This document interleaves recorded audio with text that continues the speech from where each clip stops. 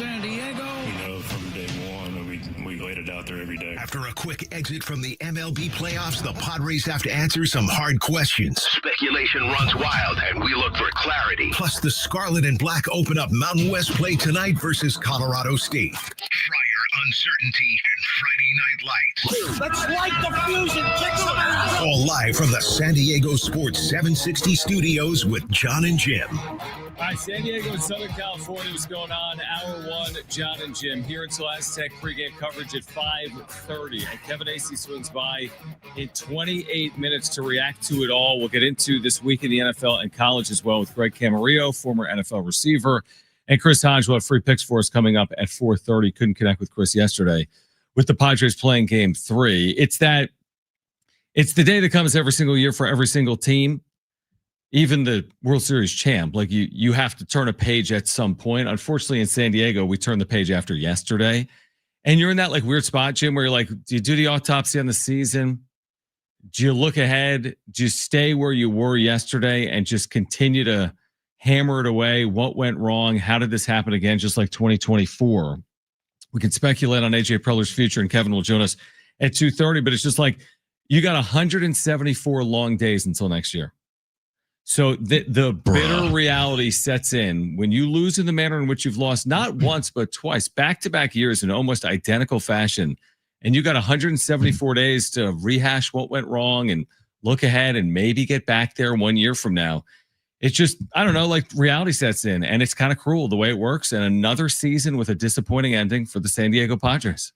Yeah, the breaking down of the game yesterday, I feel like we went in pretty good depth of what happened, during yesterday's show and the wrap-up show. Today kind of feels like a picking up of the pieces day, where kind of realizing still what happened and getting over the shock, but then I guess trying to move on, right? I mean, I can sit here and I blame Manny Machado. I could say Fernando Tatis Jr. sucked and Luis Ariz was awful, and the entire season was not that enjoyable, to be honest with you. I mean, I know they won 90 games, but did anybody have like a fun time watching this team this season? I feel like there were moments here and there for sure. Don't get me wrong. You get to 90 wins, you got to win some games, and winning games is fun.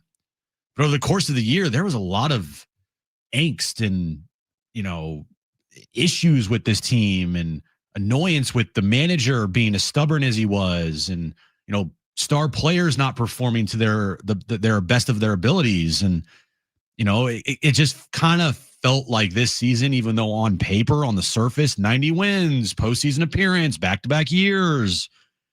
I don't know, man. It didn't feel like that, and maybe that's just because this team just got eliminated yesterday, right? Living in the moment, everyone's still upset, everyone feels it, but I feel like I'm going to feel that way even a couple weeks from now. And I feel like Padres fans are going to feel that way a couple weeks from now and heading into next year as well. The bitter pill for me, I think it's well stated. The bitter pill for me is like, we went into yesterday, Jim. We were sitting here. We were even on the air for about 10 minutes before the game started. And I honestly didn't believe that it would play out just like last year's Game 5 against the Dodgers. Now, it was a little bit different, and what they did there in the ninth inning only got your hopes up only to be crushed. But the fact that we spent a year talking about the way they went out last year, and then they go out in near identical fashion. Right. And honestly, how do you even address that? Like, what could you possibly do to be like, next time we're in a decisive game, we're going to score 5 runs? How could you even say? You could go at Kyle Schwarber and Bryce Harper and Shohei Ohtani, and I'm still thinking the same thing, which is they can't score when the season's on the line. When all the marbles are on the table is when they get tight, and it happened again. Yeah, it's not like football. Like, hey, next time we'll make a better play call. Next time we won't have the safety blitz. I mean, and it's like you rehash it immediately. And Manny's like, hey, we got to be better. And Toddy's like, my approach wasn't good. I'm like, but that's what we said a year ago.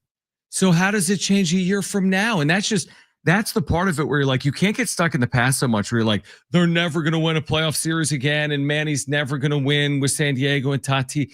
I think they can win again. The pieces will be picked up. But man, it becomes such a mental hurdle. I thought this year was a mental hurdle for them. I talked about the Dodgers all year long. The Dodgers are in the Padres' head. They didn't play well against them in the regular season. And then I feel like in the postseason, last year's postseason was in their head. I really felt that. And they scored, 5 runs in 3 games? They did nothing on offense in the postseason. Again. And I don't know what you're going to do to address that in 2026. Yeah, this isn't like a strategy thing. No, it's not. I mean, is it bunting? They just didn't hit.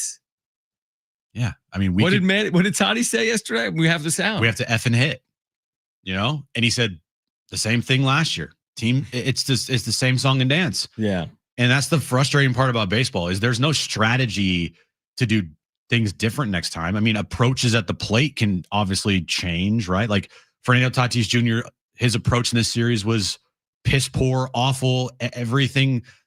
Any bad word you could use to describe Tatis's approach to the plate, that's what it was this series. And I could say that for a lot of his season as well. Like just not a good year from Fernando Tatis Jr. Sorry. I mean, we're both in agreement on that. The numbers are the numbers, and you people are looking at it and saying, oh, no, he had a good season. And you'll hear Mike Schultz blow smoke up his ass about how great Tatis was this year. Sorry, wasn't a good year. And the ending of it was kind of a little bit of a microcosm of his entire season. Just pouting, lethargic, bad plate appearances. He had a good game too, but didn't do enough in the end. Same thing with Manny. Didn't do enough. He had one swing this series. That was it. One swing. It was a big swing. But that's it. Luis Arraez, nada. And I don't know how you address what you do because these guys aren't going anywhere. I mean, Arraez is gone, but what are you going to do to address the fact that Manny Machado shrinks in the postseason? What are you going to do to address the fact that Fernando Tatis Jr. is not the same player that he was?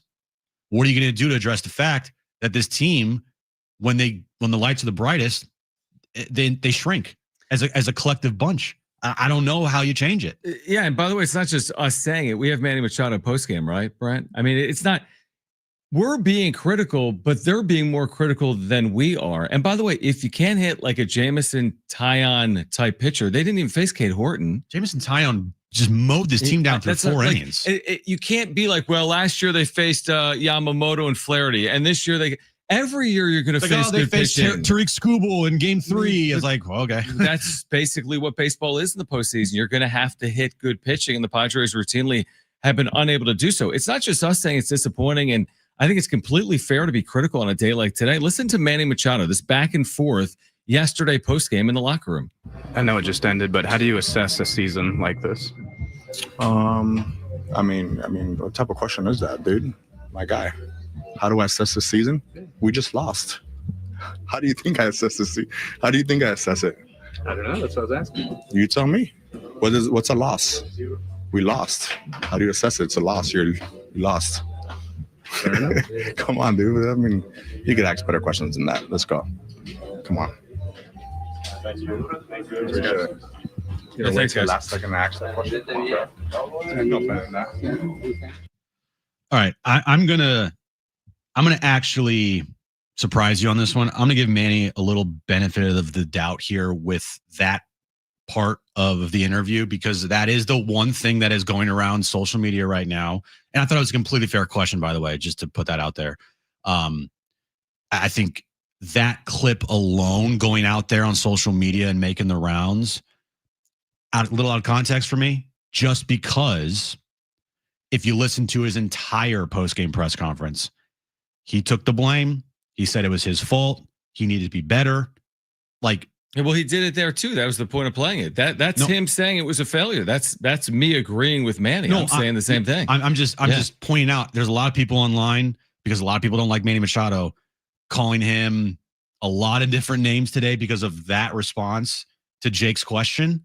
But at the same time, if you listen to the entirety of the post-game comments made by Manny, he said it was his fault. He took blame and he needed to be better. And again, it's frustrating because heard that before from Manny and what's going to change, but at least he's being honest. Exactly. Yeah. I mean, the reason I wanted to play that was because I think Manny's going harder on himself than a lot of fans are going on the Padres. Like that to me is brutal honesty. That's transparency. To me, that's not That's not out of context. That's Manny criticizing the performance of the team, which I think is fair. Like it's a zero sum. You hear us say that. It's not about making the postseason for the 2025 San Diego Padres.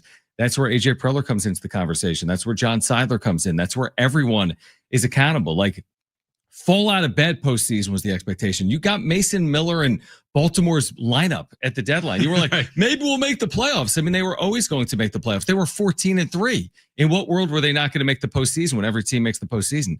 What do you do from there? And that's the disappointment and that's the failure. And I agree with him. I completely agree with him. And I'm honestly glad. I don't like the way he reacted there to Jake's question specifically, maybe made it personal, but his overall tenor and sentiment, I agree with. We failed. Mm-hmm. Yeah, he said, I'll put the blame on me. I should have been better. And, yeah. I mean, it's good. I'm glad he at least acknowledged he was once again awful. But at some point, it becomes white noise with fans. Mm-hmm. Like, okay, great, Manny. What are you going to do to fix it? Like same thing with Toddy. It's like, okay, great. It feels like when these guys say these things, which, credit to them, they're taking the blame, but it does feel a little bit like white noise because it happens way too much with these guys. And we're not just dealing with like one postseason series. I mean, this is a pretty good sample size here now. So, yeah. And, there's other comments that Manny had that I thought were pretty interesting regarding, management and payroll that we can listen to later in the show, which it's going to be a topic of conversation in the offseason for sure. But yeah, dude, I mean, I'm sitting here today after we dissected the game at nauseam last night, and you're just sitting here and you're wondering to yourself, how do they get better? How do they get over this hump? How do they not shrink again in the postseason? And there's no answer right now, because if it was that simple, then everybody would have an answer for it, including them. Yeah, I said at the end of last season, this felt like a best chance. And it feels even more like that a year later. It feels like they were closer last year than they are right now. And we'll see if they can get closer in 2026 or if they're going to be further away a year from now. All right, we'll hear from Fernando Tatis Jr. On the other side, Kevin Acee joins us in 15 minutes. His thoughts on 2025 and the beginning of a long offseason for the Padres. John and Jim, San Diego Sports 760, live on the iHeartRadio app.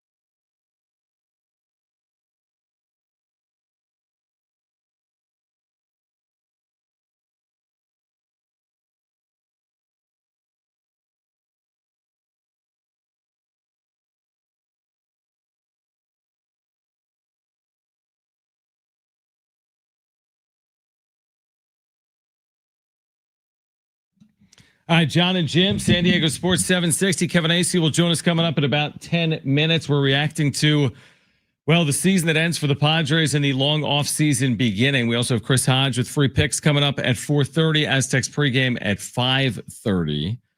Fernando Tatis Jr. was as blunt as Manny Machado. We have that, Brent, right? Referenced it earlier. This was the back and forth with Toddy. What did you guys need to do more offensively? Hit. Just hit.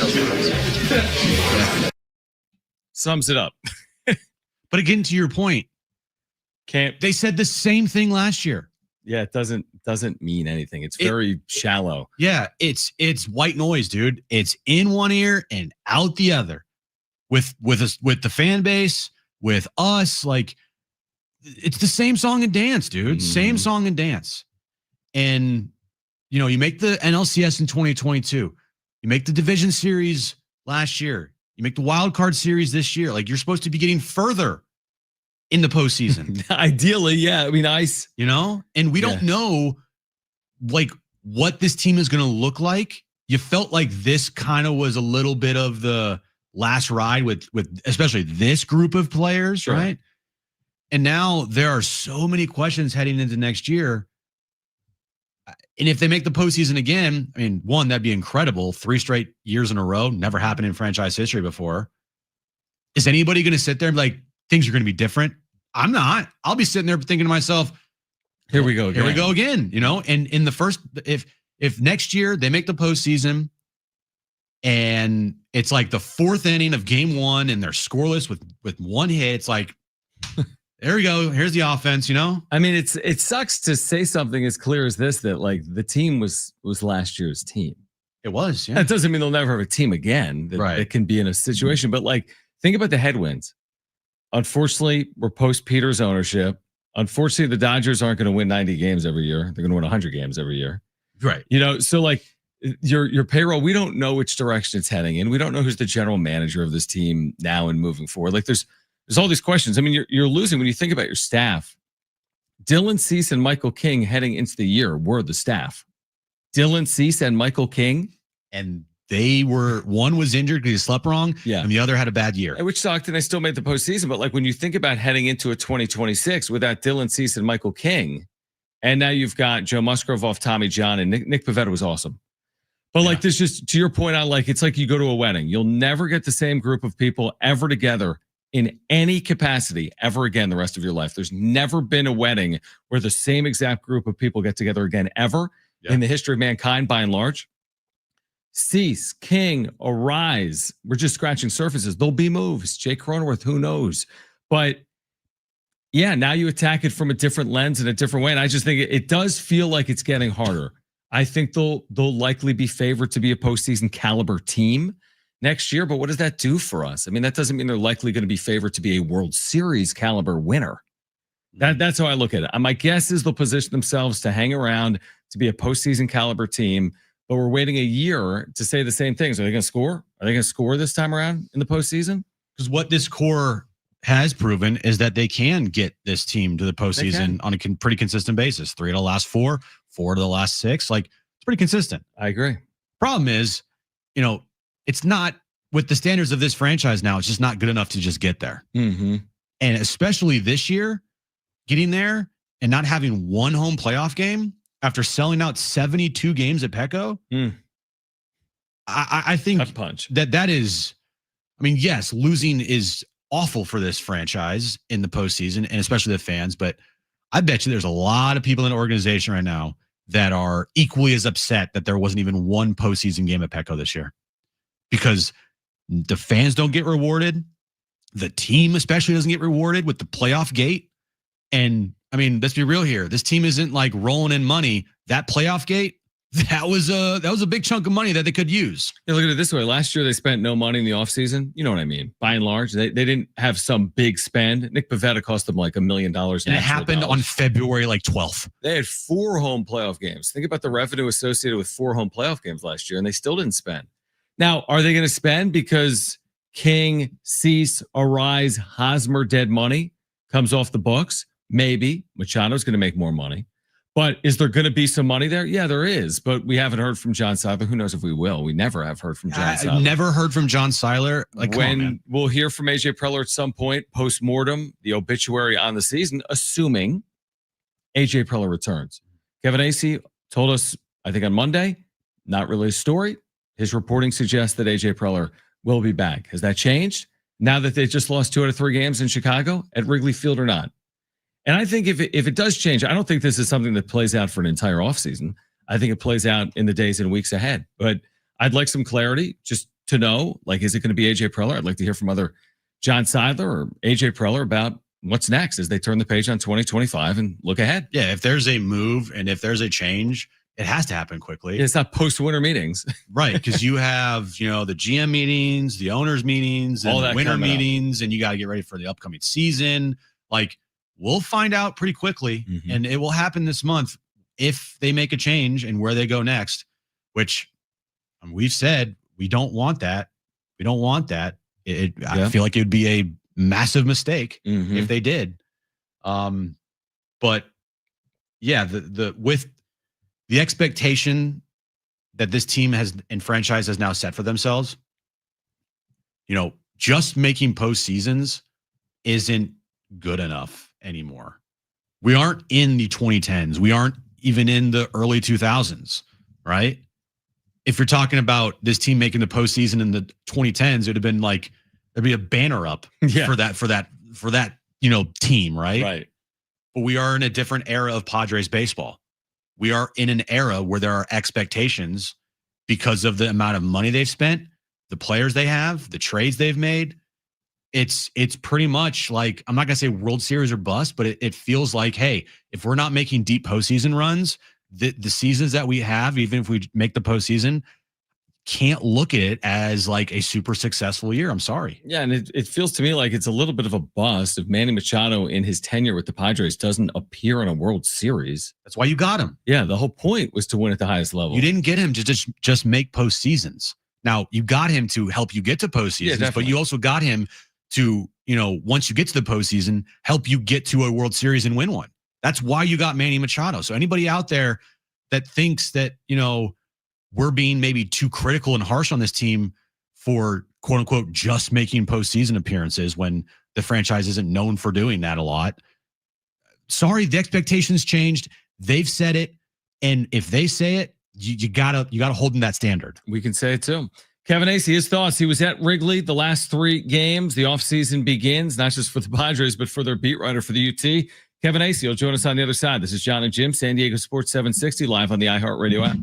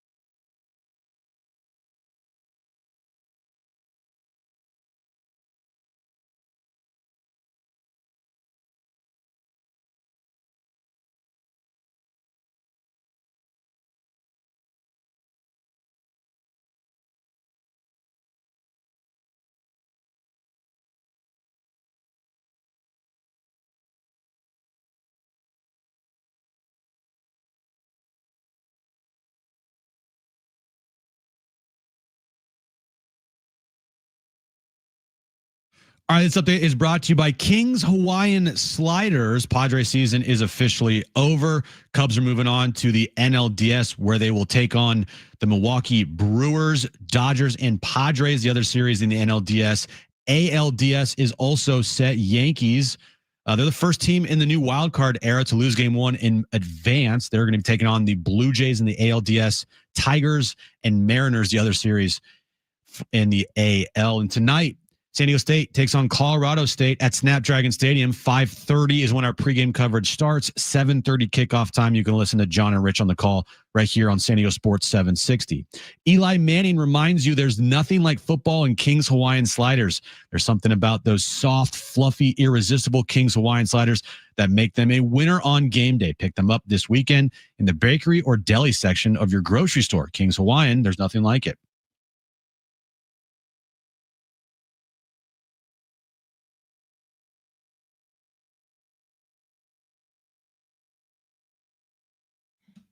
All right, there's two seasons when you cover baseball, the season and the offseason, and the offseason begins for Kevin Acee as well. Our Padres insider, of course, he covers the Padres beat for the San Diego Union Tribune. Kevin, great reporting as always all season long, and now that it's done, I think I might ask you this on Monday, but I have to ask it again. Your reporting, does it suggest that A.J. Preller returns in 2026 as the Padres GM? Yes, something absolutely sensational would have to happen. I mean, after every year, you have meetings, you sit down, you go over, what coaches are coming back? What can we do better? Hey, here's where I'd like to communicate better, do this or whatever. Something would have to go insanely sideways for A.J. Preller to not be back. Okay, well, let's go to now the series and this team. When you look at it, it feels like same old with the team in the regular season.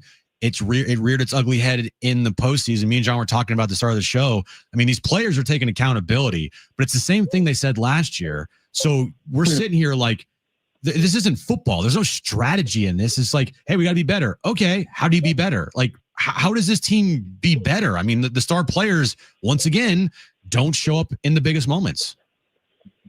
That is true, and it's a little bit of a theme. I mean, it is, and that's a problem, especially since they're all going to be here for a while.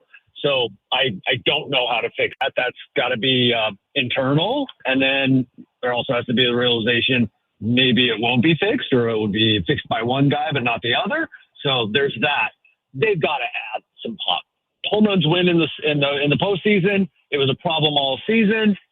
I gave them credit, even though they had the fewest homers of any playoff team. They had, I think, the second or third worst runners in scoring position average of any of the postseason teams. They had been better in both areas, and they had fared well enough and done well enough against good teams and good pitchers. And I've said, okay, they can do this. They can piece together this against the Cubs, against the Brewers. They didn't. This was, and I wrote it. Last year when they went 24 scoreless innings at the end, that was surprising. That was better offense. That had never happened during the regular season. This was a manifestation of what we worried would happen and what we watched happen all season. This was not surprising. Doesn't it feel like Kevin Acee is our Padres insider? I probably said this at the end of last year. I'm like, we're going to do the same song and dance. We're going to wait 12 months, and we're going to see if they can overcome the hurdle they couldn't overcome at the end of their season in 2024.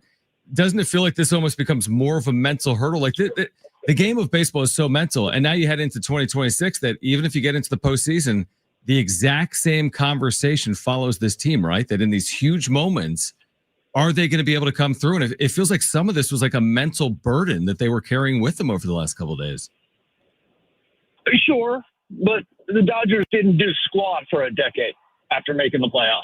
Like, I mean, you know what I mean? Yeah. Like, yes, fair. I'm not. You can be onto something, but like, you don't do it until you do it, right? No team had come back in this era. I just heard Jim say it, right? Until the Yankees after losing game one of Wild Card Series, they did it. Okay, there we go.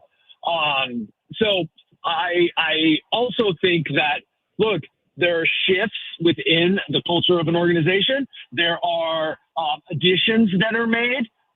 There are players that come into their own and become more of kind of the leader. There are, different guys have different good seasons. Look, I think there's a lot of challenges ahead, but I think there's a lot to feel good about this team. But to me, if you want to point out the big thing, I think it's the first thing that you said. And we say it during the regular season, and then it shows up huge in the postseason, especially in a short series, when the stars don't do it. And Manny Machado, look, he had a home run that basically sealed that game, right? Like they could have won 1-0 in that game, but 3-0 with the way that their bullpen is. That Manny gets I don't know if he gets a pass, but that was good, right? Fernando Tatis, horrible, just absolutely horrible. There's no way around it. If he was telling the truth yesterday, then he knows it too. So, but he hasn't been that guy. Maybe a few home runs at the end of the season, but were those really big moment home runs? The team was headed to the playoffs, but he knows he's got to be better, and not just like the power. There's got to be games he doesn't take off, and there's got to be games where he makes adjustments. He showed early in the season he could do. Last night was just horrible. The series wasn't great. When he did get on base, he scored, so that was good. But this is a team that is dependent on those guys. I think Ramon Laureano will be good for this team over the course of the season. Jackson Merrill healthy will be good for this team over the course of the season, and maybe in next year's playoffs if they make it. So I think they can overcome that. What was the deal with Toddy this year? I mean, I know that you said I think last time with us, or I forget when it was, and Tatis was voted the MVP of this team. Played, mostly every day. Defensively, he was amazing, but his attitude, his offense, it just felt like there was something off with him this entire year. Yeah, it got a little rough, didn't it? And then maybe it snowballed, and he's, this is not an excuse. He's human. Now, sometimes these guys, and one of the responsibilities when you're making $20 million and you've decided that you're going to take the statue contract, is that you don't get to act as human, okay? So there's a responsibility there. I hope you know what I'm saying. I'm not trying to be insensitive to him and whatever might be going on off the field or the struggles of being a star who's not performing. I don't mean to be insensitive to that because that's real. I've always been empathetic to that because that is a real thing. But dude, you owe this team better. That is something that has to be something that changes. The team does feed off of him, and he's got to be better. Both his performance, more consistent. I believe he used the word yesterday. I'm not sure. But more consistent, because he is a special player, and I know for a fact that the Padres have not lost faith in that. They believe that this is up to Fernando Tatis Jr., that he can still be that guy, and there can be statue, and there can be Hall of Fame numbers. That's up to Fernando Tatis Jr. You know what? 27. Is that December 31st or January 1st or 2nd, right after the turn of the year. So going into next season, 27. Now we're starting to get to serious middle of the prime, and not all that long until we're talking about him being in his 30s. Now's the time. This has to be a reckoning for Fernando Tatis Jr. I don't mean to be dramatic, but that's the type of player he is. And so you pair that Tatis, the Tatis he can be, with Merrill, who I think you can look back on this season and feel good about Merrill. You can. For all that he went through and the struggles, I think that you can look back and say, okay, all right, we weren't wrong. He still has a lot to prove, but now you've got two stars at the middle for the fading or potentially fading older guys you have, and then Ramon Laureano, and they have to go get another bat, first base or DH. Have to. All right, Kevin Acey's our Padres insider is with us right now on John and Jim. So among your orders of business is to get a bat. They're obviously there's going to be a lot of payroll freed up here. Where do you list these priorities this offseason? Clearly, Dylan Cease, Michael King, Luis Ariz. I mean, there's going to be so much movement here. What are some of the first orders of business for AJ Preller this offseason? Well, they'll all happen with AJ in February. So first orders of business. I don't know what those are, but like, to me, the pitching's a given, right? Like, you need a couple starters. What's Yu Darvish going to do? Even if Yu Darvish comes back, how many games is he going to pitch? And so you need 2, 3 starters, right? I think it's nice. Hey, I got faith in Joe Musgrove. Randy Vasquez, nice number 3. I'm talking about, and then obviously Pivetta. I'm talking about get yourself a 2, a 3, a 4, like, but that's like a given. So to me, the bat, and I'm talking home run hitter. I'm talking a guy that can slug. I don't know what you're not going out and get Pete Alonso. I doubt that. But you've got to, and it's AJ Preller. That's his job, and he's good at it. So find someone. Why? I guess, this is obviously revisionist, and you look at this and it's hindsight here now. They chose Yu Darvish over Michael King for game 3, and we saw Michael King pitch beautifully out of the bullpen. 19 pitches, struck out the side. Darvish obviously not good at all. Was there anything there with King, with the health or anything, or was it just a simple, like, we felt better with Darvish there in game 3 over Michael King? Like, was there anything there why they went Darvish over King? King's consistency, evidently, not to, like, we all didn't necessarily notice it or think like this was such an issue that it should have been him. I mean, I was saying all day to anyone that would listen, I was very concerned about Darvish. Now, it didn't get as bad as it could have, right? Like, they actually survived that pretty well for as bad as it was. They survived Darvish pretty well. Now, it put them in the real pickle with having to cover 8 innings, and it put Jeremiah Stroud in a pickle. But, like, I was thinking, like, the guy could give up 3 runs in the first or something like that. But I'm with you. I didn't see it. They didn't think that King had the consistency of the delivery and the command, and that he could really have gotten in trouble as well. And I guess we'll never know, since he pitched 1 inning. And I don't have an answer for you. Sorry. I couldn't be in 3 places at once yesterday, and I don't have an answer for you why King only pitched 1 inning. That, to me, is one of the things. I think it's down the list, but I don't understand how that happened yesterday. Do you think Yu Darvish has pitched his last pitch in the major leagues?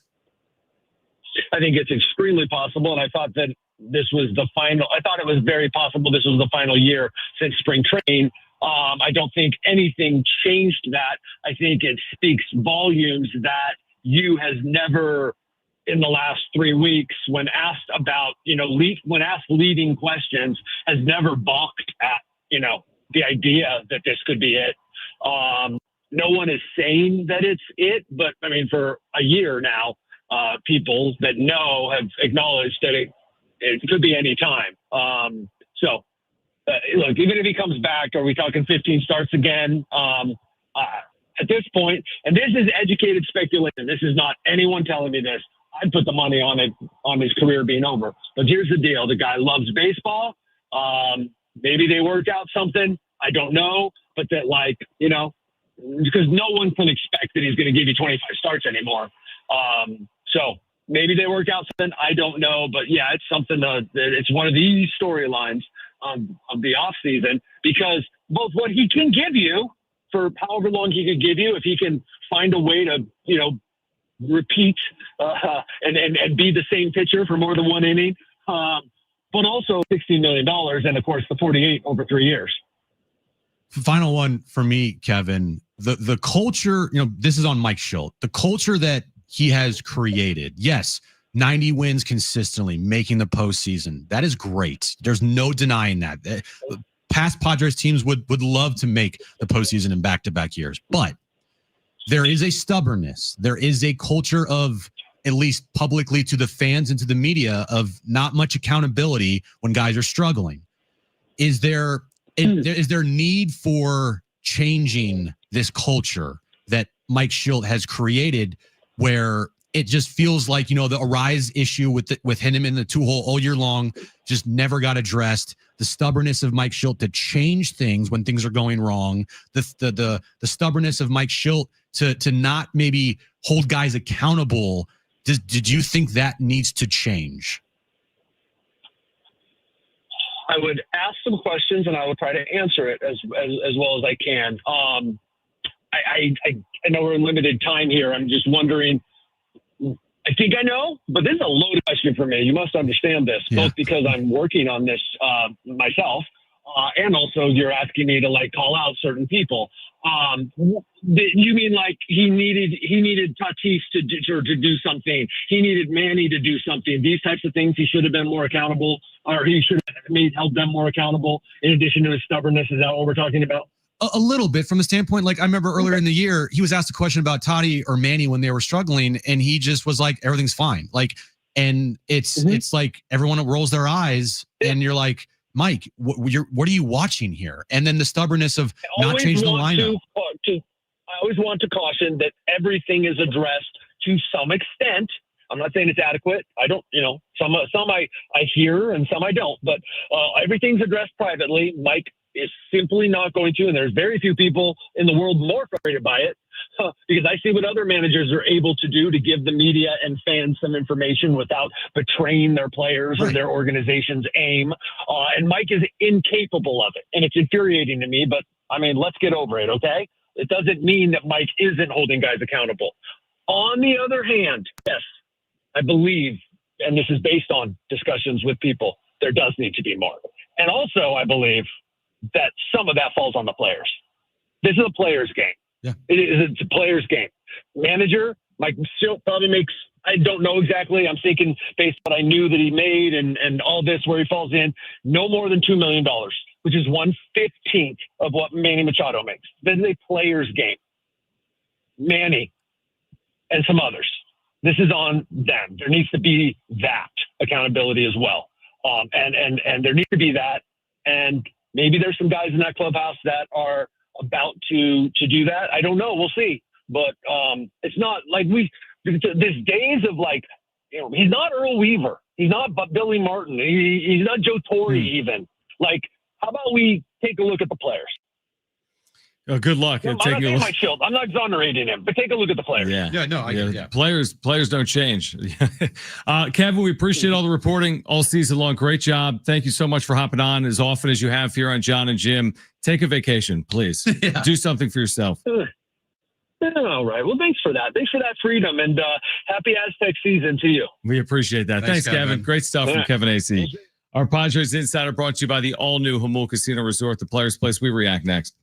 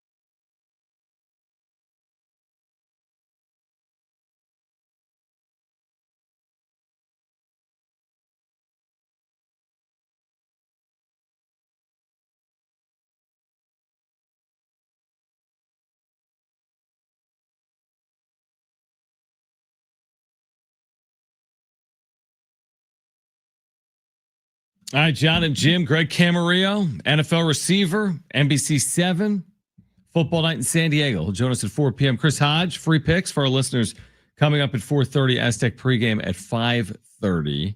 What'd you make there? I mean, first of all, Kevin now twice in 1 week has completely downplayed any idea of A.J. Preller being on the move. This is before the postseason starting and now after the postseason ends. He said it would take something sensational for Preller to not be here in 2026.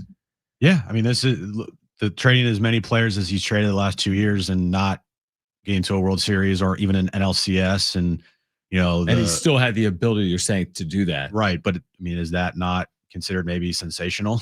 Like the failures of the last two seasons? I think the sensational part he was talking about is like after the season, it would take something sensational occurring, like in a meeting, like a differing of opinion that would force him. Okay. I mean, my thought on that is if you allow him to move Leo DeVries 2 months before you fire him, that's on you, John Seidler. Like if that was so against what you were hoping to accomplish, then why would you put him in a position to do that? You gave him the keys. 2 months later, you take him away with that much movement?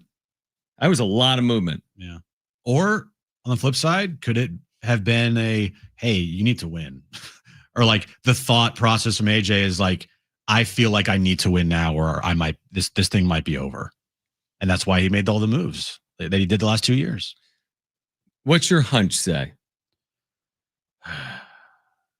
My hunch says he's back.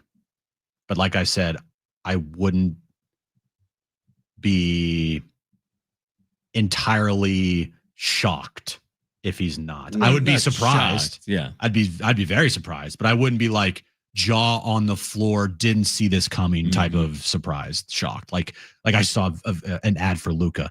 Like that was shocking. That was shocking out of nowhere. No, it wouldn't. If AJ's gone, it won't. The reaction wouldn't be the reaction I had when Luca got traded. Yeah, I agree, and I don't know what's going to happen. I just, the more I hear on it, the more I think about it. I think I would be surprised if he wasn't back. Now, do you keep him on a 1-year deal? That's a little odd. That's the tricky part here is, the extension talk. Because after next season, there's probably a lockout. What's going to happen then? Right. I don't know, man. I don't know. And back to the last question I asked AC about like Mike Schilt accountability and the culture. It's more or less, and I should have said, it's also the philosophy of the team that Mike Schilt has implemented into them of like, small ball and like the grit squad and like, he talks a big game, but it doesn't seem like the team backs it up. And the accountability plays into that, where is anybody in the organization going up to Tatis and being like, dude, bro, what's going on here? And like laying into him one of these times? Or is anybody going up? No, everybody's scared of Manny. So like no one's doing that with Manny. Well, let me ask you something. Does that necessarily accomplish anything? I mean, look, I'll use an example. And people might not like it, but we all remember what happened in 2022 at the end of the season. Bob Melvin laid into this team publicly. We all remember that series in Arizona. He laid into him. And it's kind of ironic that everybody that hated Bob Melvin in this town, Sleepy Bob, well, he's the only manager since 98 to lead the team to an NLCS. So look, say what you want about Bob, but hey, the team went to the NLCS. And under Mike Schilt, everyone loves Mike Schilt. I get it.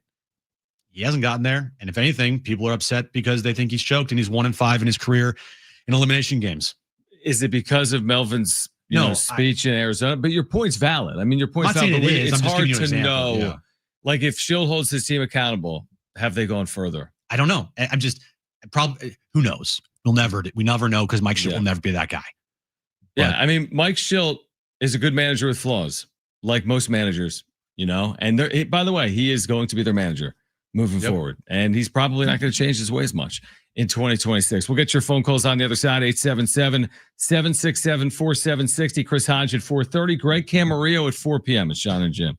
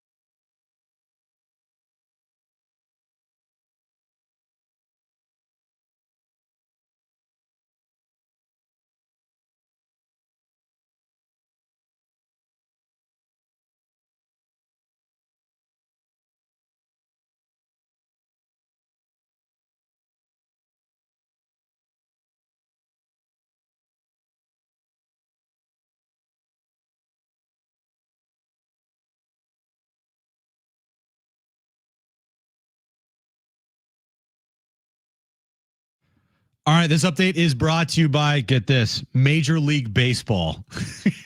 Speaking of, seriously, it's brought to you by Major League Baseball.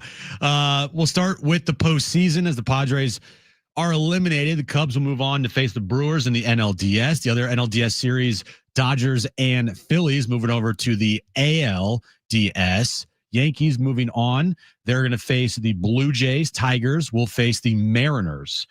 Tonight, 7:30 kickoff time. 5:30 is when our pregame coverage starts. Aztecs take on Colorado State tonight. You can listen to John and Rich on the call right here on San Diego Sports 760. MLB's postseason is heating up, John. How good was that? October hits different. Watch baseball at its finest postseason 2025. Major League Baseball trademarks used with permission. So now, what's next? The Cubs have won the ball game. They have won the National League Wild Card Series battle against San Diego. We know from day one, and we laid it out there every day. After a quick exit from the MLB playoffs, the Padres have to answer some hard questions. Speculation runs wild, and we look for clarity. Plus, the Scarlet and Black open up Mountain West play tonight versus Colorado State. Friar uncertainty and Friday Night Lights. Let's light the fusion. Kick them out. All live from the San Diego Sports 760 studios with John and Jim. All right, San Diego and Southern California, what's going on? Hour 2 of John and Jim. We're here until 5:30. Aztecs pregame gets underway at that time. San Diego State, Colorado State, me and Rich on the call at 7:30. Aztecs trying to get to 4-1. Greg Camarillo will join us at 4 p.m., the former NFL receiver, his reaction to last night for Jim's Niners, and a look ahead to this weekend in the NFL. And Chris Hodge will join us at 4:30. Let's go to the phones here because some people want to weigh in, presumably on the Padres season coming to an end yesterday afternoon. 877-767-4760. 877-767-4760. Let's start with Race on line 1. Race, you're on with John and Jim. Hey, guys. So my big question to you guys is, I've been on this Preller situation because, you know, how many years in a row can we be disappointed, but not put the blame on him or expect something to happen there? Because ultimately, people love to say, oh, he's assembled a championship team, right? It's on the stars. The stars haven't performed. But if you look at this team, at the end of the day, most of these quote unquote stars aren't performing like stars. They're underperforming. They're overpaid. And you have to really look at a lot of things people like to quote, oh, we haven't been to the playoffs. This is the first time, you know, and how many years back to back. Listen, AJ would have never made the playoffs in the old wild card format. If we went back to like 2013, 14, 90 games isn't getting you in. We would have never sniffed the playoffs in the last 4 years without that.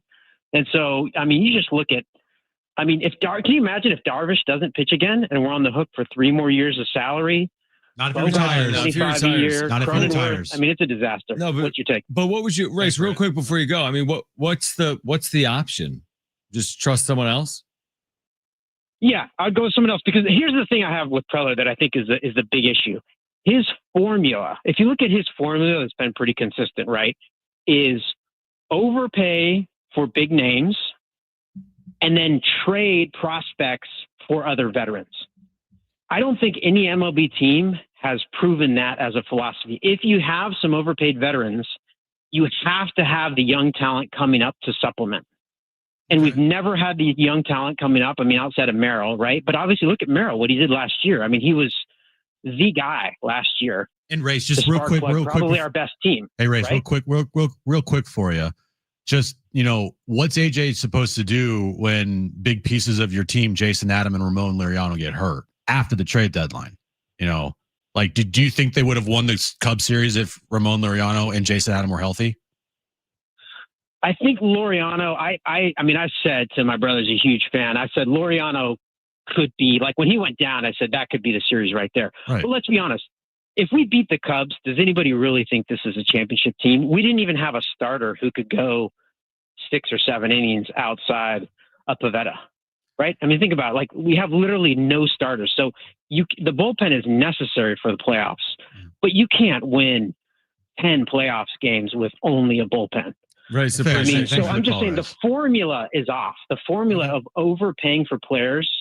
If you're going to overpay for players, you overpay for pitchers. You don't overpay for position players. Right. Appreciate you. Good call. Good call. I'm shocked you asked that question. Why? About Laureano and Adam? You don't think they would have? You never use the injury conversation as part of the equation. I asked that question because Race was putting the blame on Preller, and that question was just like, what is Preller supposed to do? He built the team. They got injured. Or at least shocked you would even entertain that. Well, it's because people are blaming Preller, as Race did there, right?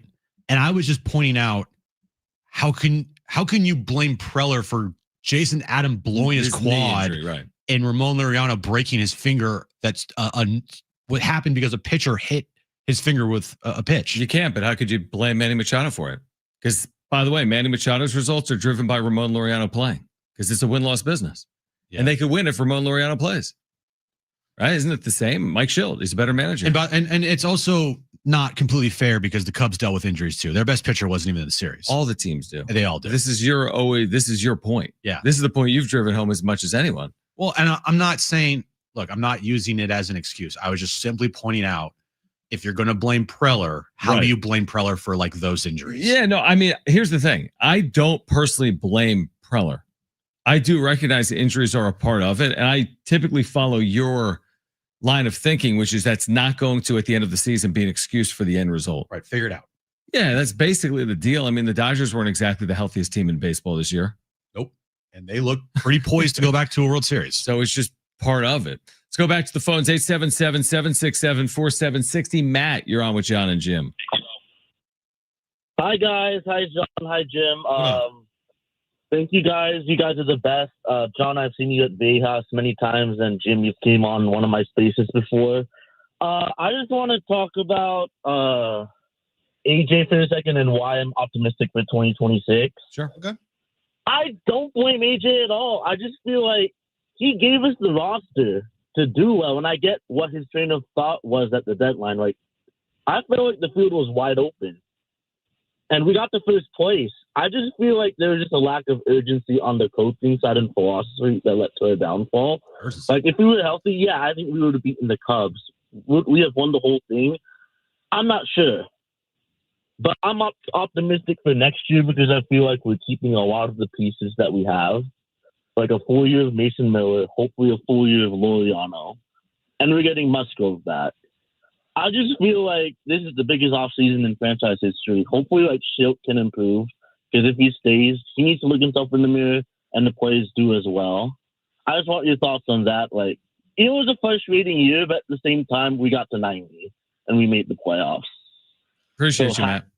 Yeah, I feel like you should have hit the dump button there, Brian. He said the word urgency. Yeah, you can't say that. That's a bad word around here.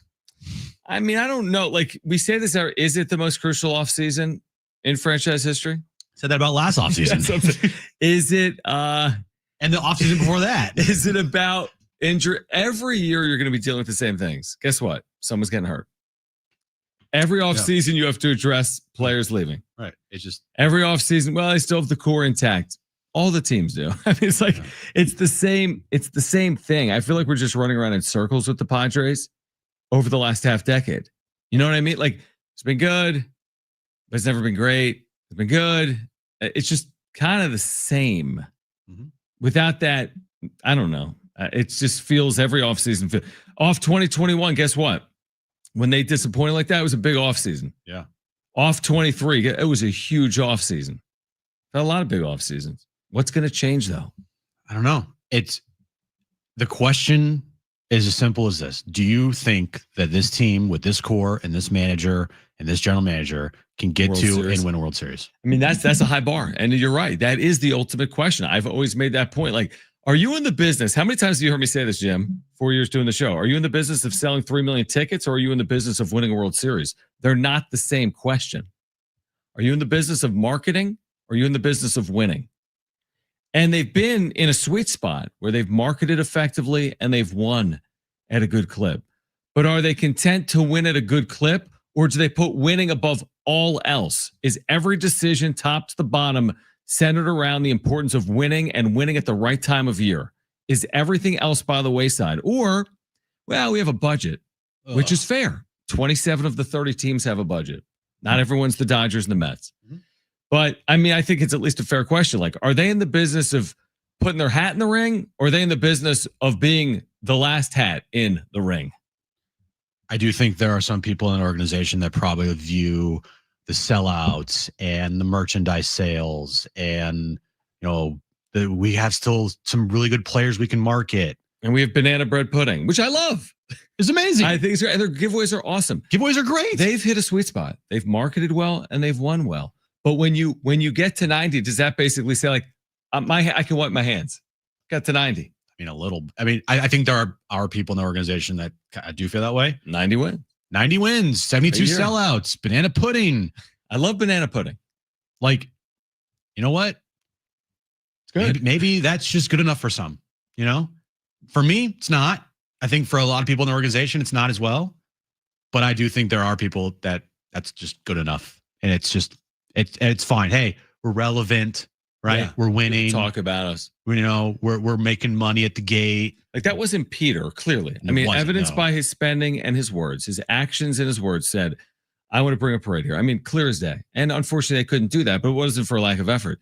I think it's a fair question, and I'm not saying I know the answer. It is a fair question to say: does John Seidler desire to win at all costs, like Peter? We have no clue. We don't never spoke a word. So I'm not going to say I'm not going to say he doesn't, but I can't say he does. And he should speak in some form or fashion to a passionate group of people that have consumed this team the way in which they have for the last half decade or more. Yeah, dude. It's a lot of soul searching going on in that organization. Right. And I do think the question is valid. Do you believe this group? Because right now, at this moment in time, they're not going anywhere. They're all under contract. The manager's under contract. The GM's under contract, right? They're not going anywhere. Do you believe this group can get you to a World Series when they haven't even sniffed one yet? And your manager's 1-5 in elimination games. Manny Machado goes MIA every postseason. Fernando Tatis Jr. is Mr. Pouty Pants. The offense stinks in the postseason. Do you believe this is the group to do it? Because they haven't proven it and they haven't shown it. Is this the group to get San Diego somewhere they've never gotten? 877-767-4760 or text us 70470. Start it with the word team. By the way, Manny's updated career postseason numbers is at 209 in his postseason career. More on the aftermath of a Padres disappointing exit in Chicago. Plus, Greg Camarillo will join us at 4 p.m. The former NFL receiver. Chris Hodge has free picks, NFL and college for our listeners at 4:30. Aztec pregame at 5:30. This is John and Jim.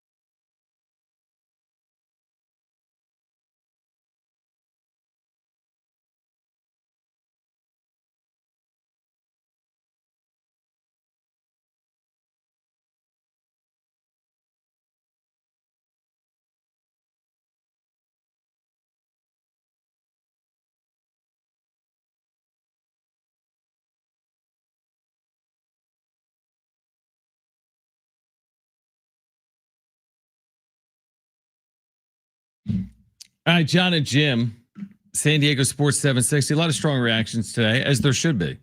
The Padres fall to the Cubs in just excruciating fashion is what it is. I guess anytime you lose a decisive game like that, it sucks.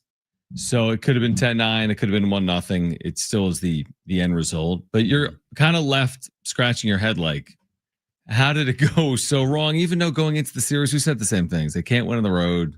I mean, if they lost 10-9, that's the thing. We're having the same conversation as we did last year. If they lost 10-9? No. Oh, we're having the same conversation because it played out the same way. If they lost 10-9, it would be a different conversation. Yeah, can you believe Mason Miller allowed 3 runs there in the 8th?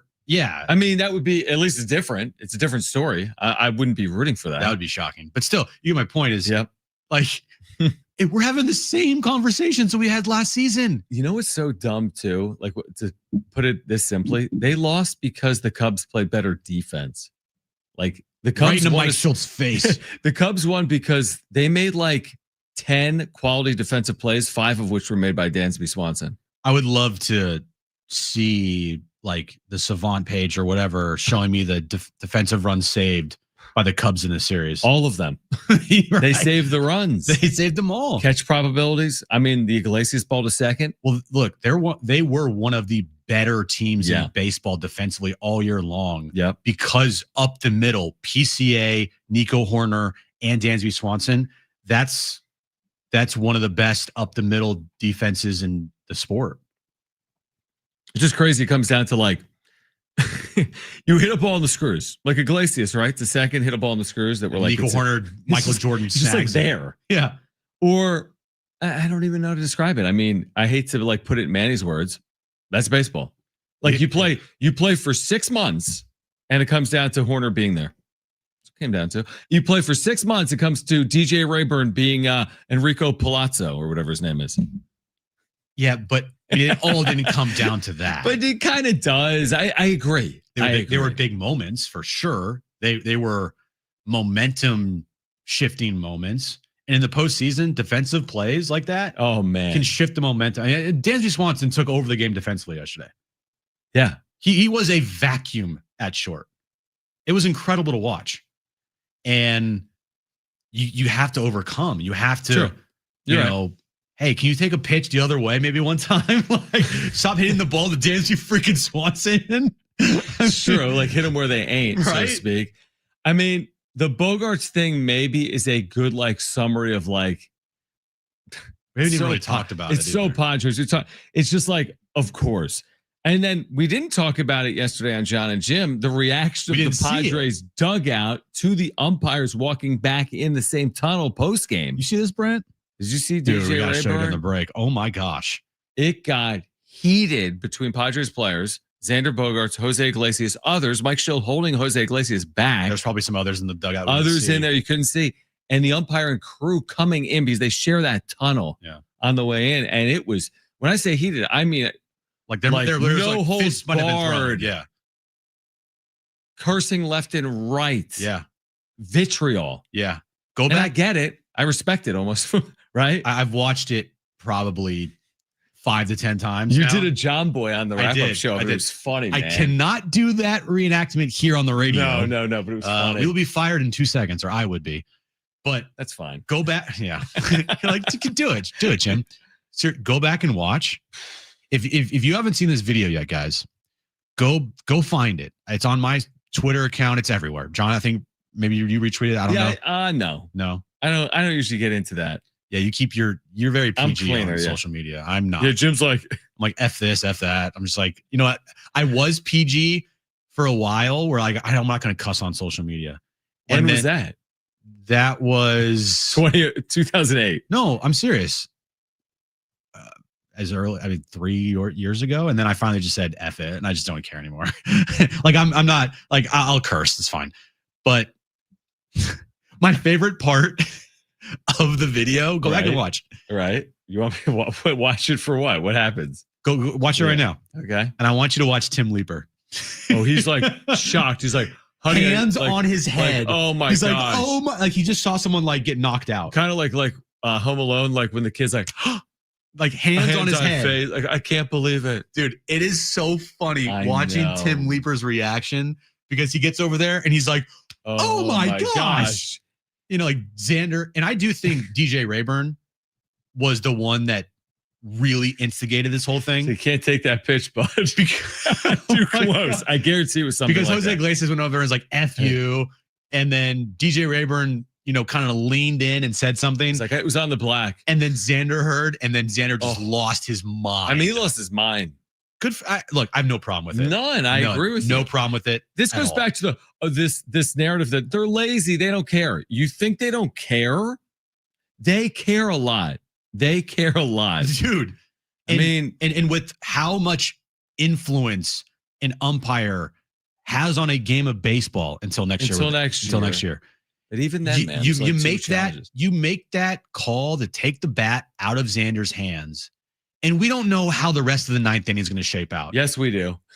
But if it shapes out the same way that, you know, after what transpired, right, with hitting O'Hearn, hitting Johnson. So it's bases loaded, nobody out. 3-1. You are sack fly from tying. Yep. And that's, I think, exactly what happened. Single from tying. You're double from leading. Because they went sack fly if the bases were loaded there. Because that's insane. I didn't even think about that. Because Jake hit one to center or either right or center. And then for me into medium deep center field. Game's tied. You know? And again, we don't know.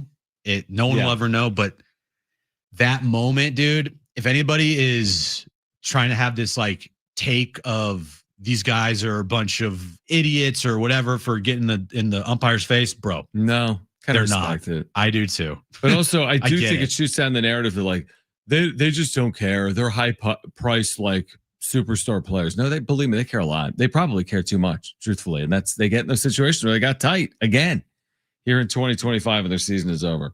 All right, more reaction on the other side. Greg Camarillo will join us coming up at 4 p.m. The former NFL wide receiver at 4:30. Chris Hodge from Taking Vegas will join us. Free picks for our listeners.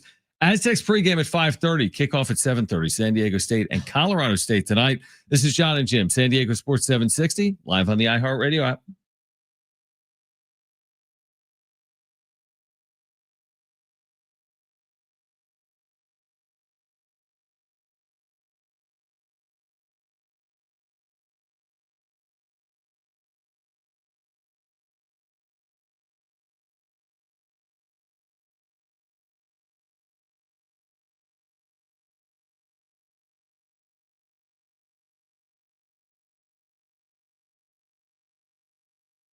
All right, hey guys, it is Schaefer, and there's no better time than now to get down to your local Toyota dealer. New vehicles arriving daily, including their most popular cars, trucks, and SUVs. So whatever kind of vehicle you're looking for, hurry into your Toyota dealer today. It is Trucktober at your Toyota dealer. Your best time to get into a new Toyota truck. We've got the largest inventory of Tacomas and Tundras ready to roll. The Tacoma is known for its legendary toughness, off-road capabilities, and everyday efficiency. Perfect for weekend adventures or just tackling your to-do list. And the Tundra brings serious power, impressive towing capacity, and bold design, plus the latest tech and comfort features. Whether you need a truck that's built for the trails, built for work, or built for your family's next adventure, Toyota's got you covered this Trucktober. So make sure to check them out. Again, hurry into your Toyota dealer today. We make it easy. See your Toyota dealer today.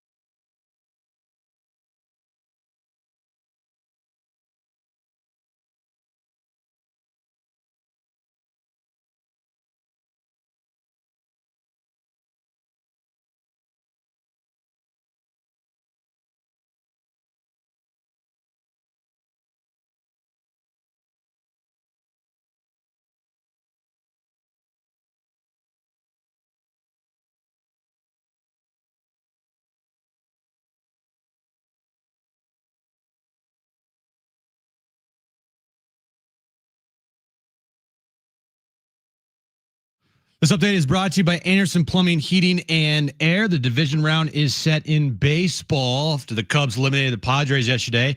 They're moving on to take on the Brewers in the NLDS. Other series, Padres and Phillies. Those series begin this weekend. Along in the American League, you have the Yankees taking on the Blue Jays and Tigers taking on the Mariners. And tonight, San Diego State, they take on Colorado State as they start conference play. 7:30 kickoff time. 5:30 is when our pregame coverage starts right here on San Diego Sports 760. Need HVAC this month? Get 0% for 18 months on a new system. Schedule your free proposal at AndersonPHA.com. Anderson, fast, reliable. Wow.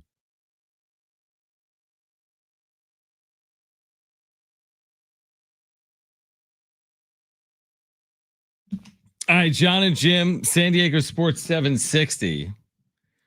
Jim, what is your reaction when a season comes to an end and a team thanks its fan base for their support throughout the course of a year?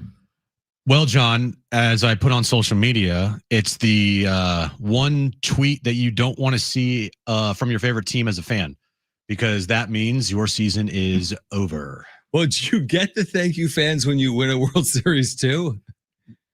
You don't get the thank you fans when you win. No, you just get the World. You just get everything that comes with it. You get way more Parades, than that. You get way more than that. But the just obligatory thank you fans graphic that the Padres posted about 30 minutes ago or whenever it was, man, it's such a sad post. Like, it is the saddest post, and they better do more. At least I feel like they will do more, because the fans deserve more than just a thank you fans graphic. Thanks. But you know what? Now, you know, what you do is you save that graphic, and next year, you know, whenever reuse it. Yeah. But no, what I meant is like for a fan when you troll, anytime something bad goes, you know, when something bad happens to your team, it's like, here's the thank you fans tweet. Season's over. Thank you fans. Thank you. You know, social media, it's like, it is a necessary evil, right? Every professional sports franchise basically in the world has social media. But man, there's some of those things you just don't want to see. The old final graphic when your season is over, followed by with the 2,000 likes, or excuse me, comments, followed by the thank you fans. It's like, you have to do it. You should do it, and to your point, you should do even more than that. It's like the sad tweets of like, "Oh my God, we just tied it up," and then the next one is like, "Final, we lost." I always love this. Is my like in college athletics, like.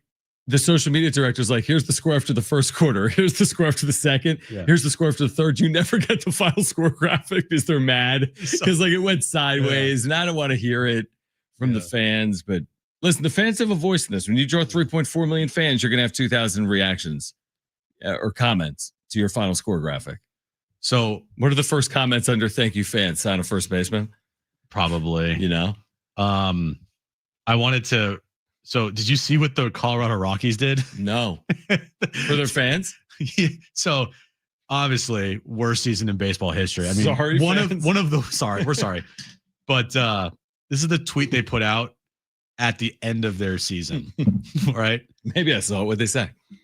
Hey, Rockies fans, at Rockies admin here. Before we sign off for a while, we just wanted to say thank you, ... for being the people we spend more time with than our actual family. For hanging out with us every day since February 10th. For the replies and comments, yes, we read them. We can't wait to be back. But for now, we're going to take a nap. Peace. That's funny. They're just like, it's time, man. It's been a long year. Well, the self-awareness from the Rockies social media department is infinitely better than the social awareness by the Padres media department or social media department.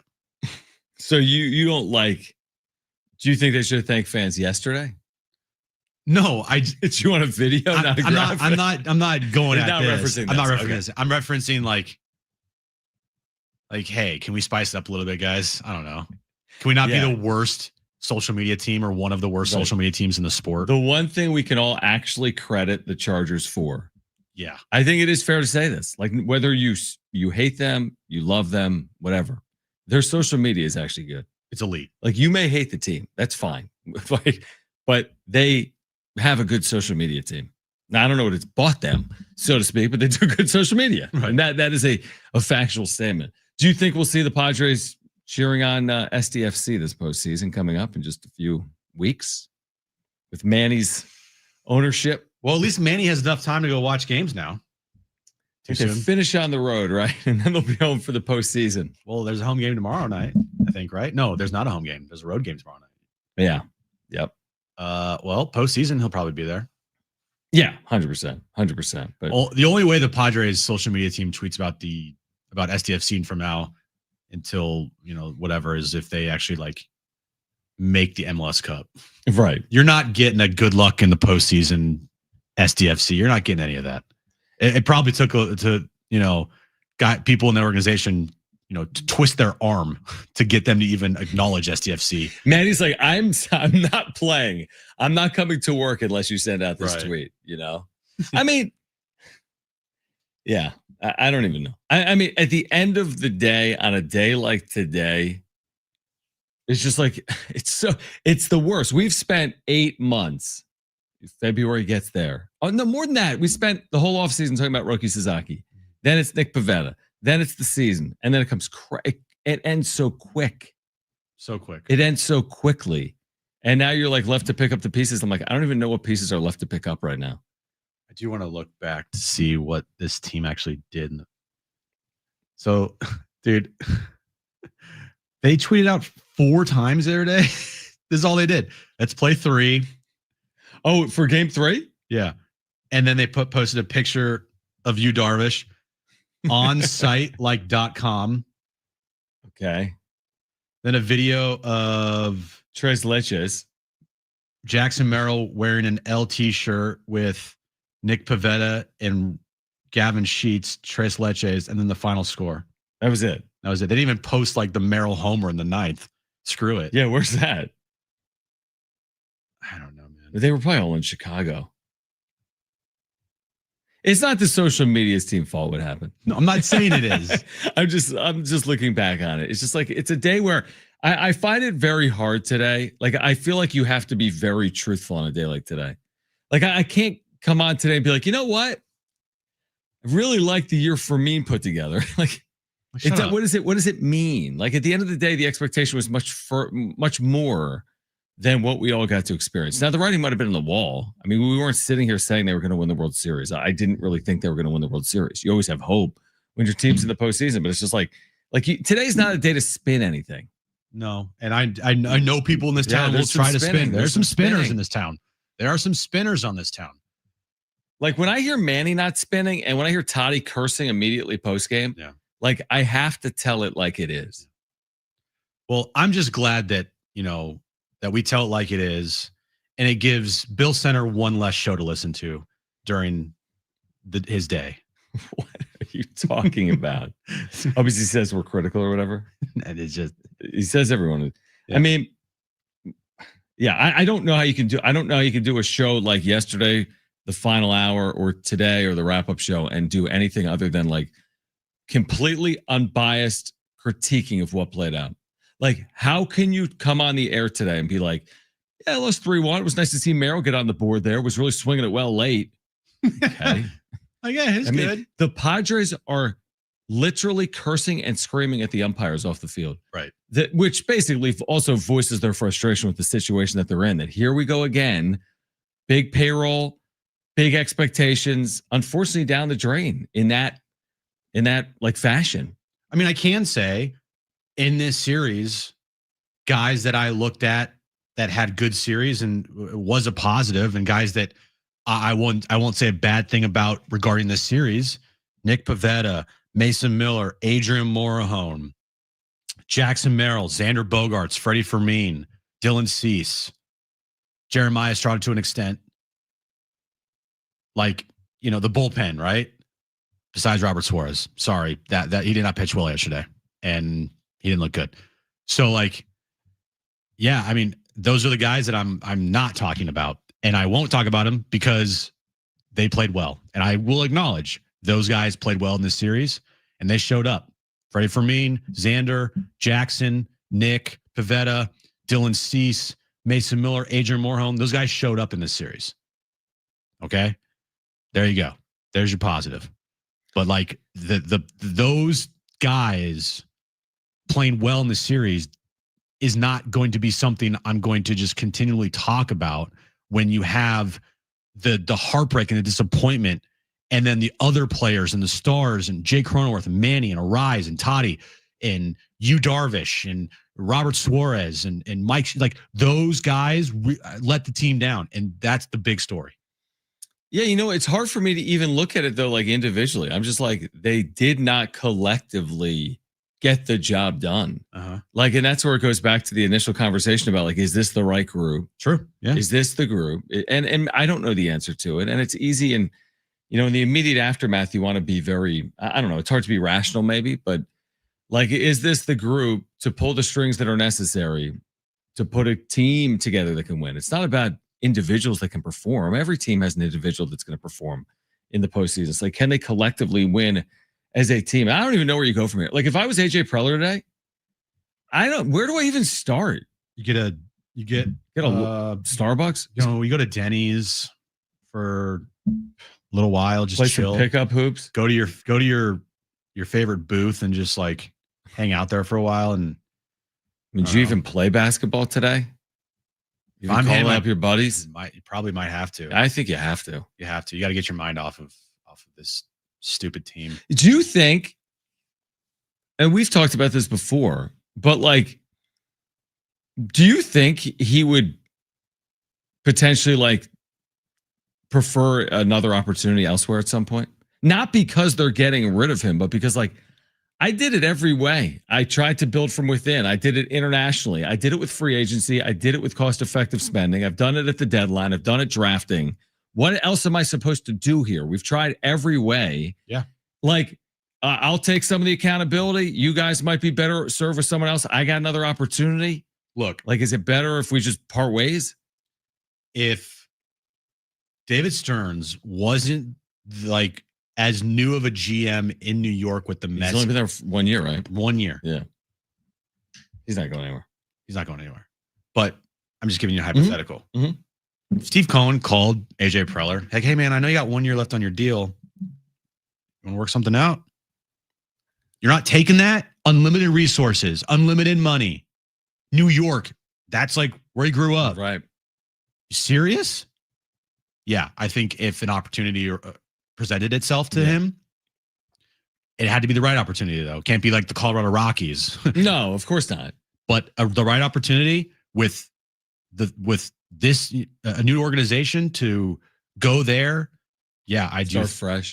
I absolutely think he would listen for sure. And I'm not saying that AJ, deserves based on what he's done to be here for forever. There'll be a moment where like it's going to make sense. I personally don't think that's right now, but again, I could talk my ways both ways. Both ways around that conversation. All right, we can go back to the phones on the other side. 877-767-4760. Chris Hodge will join us coming up at 4:30. Free picks for our listeners. Greg Camarillo, the former NFL receiver, will join us at 4 p.m. Aztec pregame at 5:30. This is John and Jim, San Diego Sports 760 and live on the iHeartRadio app.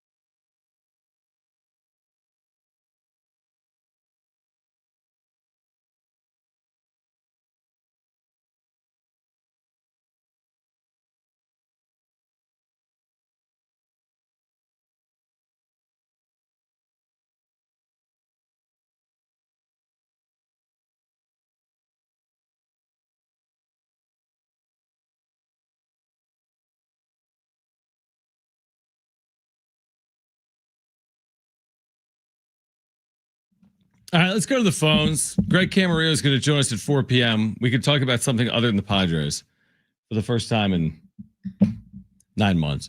877 Mac Jones, baby. Mac Jones. Mac Is there Jones. a QB controversy in San Francisco, Greg? I always believed in Mac Jones. Brent. 877-767-4766. Let's start with Dave. I wonder what Dave thinks about. Dave, didn't you call us yesterday post game or no? A little bit, I think. All right. I want to hear what you have to say today. I did. And yeah, congratulations, guys, on a really fun season with us. And thank you for being there. Appreciate you, man. And I miss you enough at the late night show, the wrap up show. It's going to be kind of empty without you. But having said that, real fast, John, you hit a real good point here, and I had to call. Frankly, there's two choices here for the future. One, you can play it back again, full well knowing the character and makeup of this team, or you can have the courage to make changes. And some of the changes will be quite painful. There's going to have to be some painful conversations, but the roster dynamics here have shown to be what they are. They're not a very good pressure group collectively. For whatever reason, they aren't. And so this has to be addressed. You can be Charlie Brown sitting in the pumpkin patch waiting for the great pumpkin, or you can make changes and have a little bit different outcome. We know what they are. I mean, we know what this team is about. They've proven it over the last several months and years at this point. So that's what I got for today. Appreciate it, Dave. I mean, I when we say change, on field, it's hard to make the big changes. If we're talking about the big contracts, those don't change. Right. You're not firing Manny Machado or Fernando Tatis Jr. So the only real change, I guess, in that conversation is AJ Preller. I mean, I don't even think that's a manager conversation. Who, after 2 years of 90 plus wins, are you like, get rid of him? That doesn't make that much sense, no matter what you think about Mike Schill. And does that solve it? I mean, come on, that's wishful. So do you just do the ultimate decision, which is change the true direction of an organization, which is a GM, whatever, change the GM. I get the conversation. I completely understand it. I don't know. I don't know either. I don't know. I don't think I would do it. We've made the point. I think it would be a mistake, but I'm not saying they won't do it. I just don't think I would do it.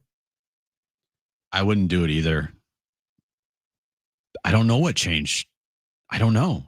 It's so frustrating to sit here and just say the change they have to make is just they have to be better. And the Victor Rodriguez thing that's so ridiculous because that's fine. Everyone's accountable, but let's say they get rid of Victor Rodriguez, they will, and they'll bring someone else in. But what does that mean? I said this on the wrap-up show last night. I've defended Victor Rodriguez because everyone was praising him in 2024, and the offense was great in 2024. The offense was awful in 2025. Right. So it's on him. It's on him now. And just last year, everyone was praising him. But I also did mention if they did fire him, I'm not going to argue it, and I'm not going to sit here and defend him anymore. I would understand. I would understand it. Like someone always is going to take the fall. Yeah. Did what happened this year in the postseason and the regular season? Did that deserve heads to roll? I would tend to say and lean towards no, but I also wouldn't argue with you if there were some significant changes with that coaching staff. Okay, I see what you're saying. Is there anywhere else you go other than? It's not Victor Rodriguez personally or specifically. I get it; they didn't hit, and he's the hitting coach, so I get the correlation. Yeah, but is there something else? I mean, not your pitching coach. Look, it comes down to this, and we talked to Kevin about it. It's like the culture and the philosophy that's been created by a Mike Schilt-led baseball team. That has to change. That has to change. There's no accountability here when things go sideways. There's only babying. There's only, what are you talking about? This guy's amazing. Mike, stop. Toddy hit 5 homers in 3 months or something like that. Can you address the problem head on here? Because we all see it. You guys lost 5 in a row. Address the problem head on. You guys lost 10 of 12. Address the problem head on. Don't sugarcoat things. Don't have a philosophy of as a team of small ball wins games. It doesn't. Well, I mean, it does, but it doesn't win you championships. It doesn't get you far in postseasons, right? Not this year. Address it. Change it. Someone's got to change Mike Schilt. Yeah, but what do they say? Like a leopard doesn't change its. What do they say? Spots? Do leopards have spots? Zebra doesn't change its stripes. Right. Yeah, you can't. Like you're gonna get me to change? No. And I'm 45. You know what I mean? I'm in my 40s. What is gonna change about me? Well, I mean, we're not. I get it. What you're saying. But you get set in ways. I know. Like, am I all of a sudden going to become a historian on Greek anthology? And then no. But then that goes to the bigger question that we've had all day: is can Mike Schilt and this core, if they're not going to change, win a World Series? I don't know. 877-767-4760. Mike on line 2. Mike, you're on with John and Jim. Thanks for calling in. Hi, Joe. Hi, thank you. Yeah. Thanks, gentlemen. You guys got a great show. I'm really, thanks for all your knowledge and about the sport. And I just don't want to be a bad guy here. And it's another aspect which isn't really fundamental per se, but it was about Manny. Other than his, his postseason not being very good at all. In regards to the clubhouse culture, I'm just wondering, a lot of times baseball is like a kid's game, and I'm hearing, and I don't want to be politically incorrect about bringing this up, but there's been incidences with Manny and the other players and the way he kind of scolds them. Like, we've all seen the infamous incident with Tatis, and there was also the one with Jerks and Profar when he hit the ball down the left field line, and he went at him at the bullpen with the cameras going when Musgrove had to step in to calm him down. And then you got the stuff with even the reporters. I know they ask a bunch of stupid questions all the time, but there was an incident where they just beat the Brewers, and Manny started saying about how they're concentrating on winning the division. Fair enough. And the reporter goes, he alluded that he didn't think in his voice, he thought the Dodgers were still going to they were going to have a hard time catching the Dodgers. So Manny picked up on it and he started like attacking the reporters, started bullying him too, like through the back door, like you doubted me. Well, I've proven things against doubters before. Anyway, long story short, I'm just, like, you got the thing with Soto too, like Soto was complaining. He wasn't complaining, but he was talking about Manny's clubhouse leadership. And I'm just wondering, if that goes a little bit to the attitude. I mean, I know they're all professionals, and you hear junk, and you kind of just be mad about it, and you just keep it to yourself, and you just do your best. But I remember playing sports as a kid. And Mike, we're up against it. I appreciate the call. I mean, listen, you talk about someone not changing their ways. Manny's not changing. You're going to win his way or you're not. Manny's brash personality, his persona, his style, his leadership style, it will never change. What is this, high school baseball? You will win the way he's going to go about it, or you will not. Yep. But you will not win by converting him to be someone else. And that's been the question since 2018 when he left the Dodgers, and all Mr. Johnny Hustle, right? Yep. And it's been the question for Manny his entire career. Can you win a World Series when your team is led by Manny Machado? Answer through 14 seasons is no. Greg Camarillo, our NFL insider, works for NBC7 Sunday Night Football night in San Diego. After Sunday Night Football, Greg Camarillo, the former NFL wide receiver, will join us on the other side. Chris Hodge at 4:30. It's John and Jim.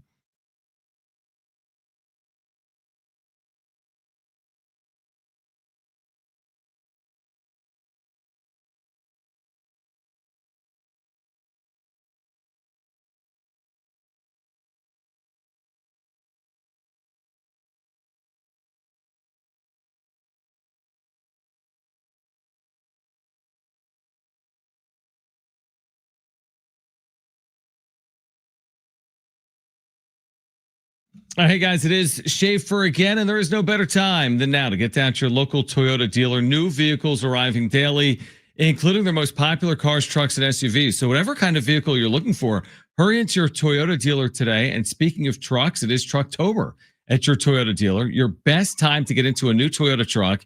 We've got the largest inventory of Tacomas and Tundras ready to roll. The Tacoma is known for its legendary toughness, off-road capabilities, and everyday efficiency, perfect for weekend adventures or just tackling your to-do list.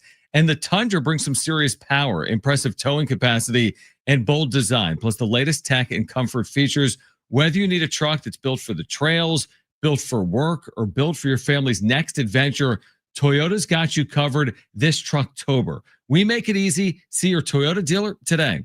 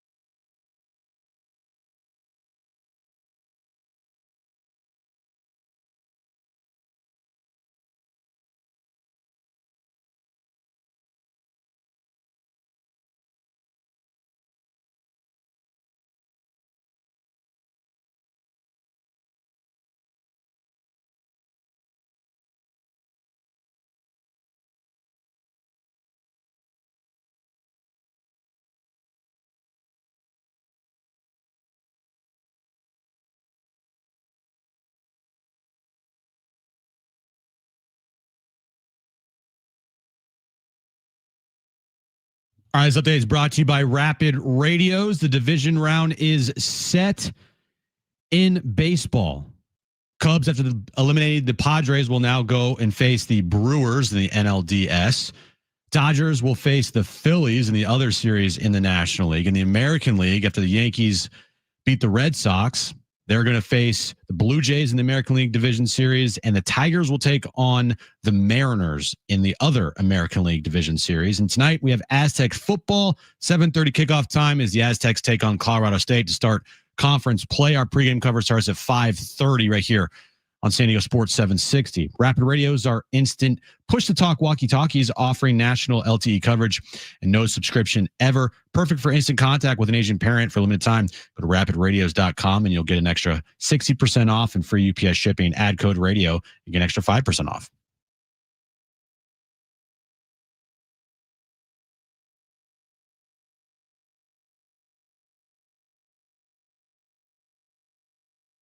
All right, hour 3, John and Jim. Great to reconnect with Greg Camarillo, former NFL wide receiver, our NFL insider. Of course, you can catch him Sunday nights, NBC7, football night in San Diego. And Greg, always appreciate the time. We're coming off last night's really good game between the Niners and the Rams. Jim's Niners. Yeah. Where do you see the Niners in this like NFC pecking order? We know the quarterback situation has been unique. They're 4-1 overall. They're 3-0 in their division. Where do you put them among NFC contenders? Towards the top, but they're not in my mind a true threat like some of the other teams. Like I would easily take Detroit over the Niners.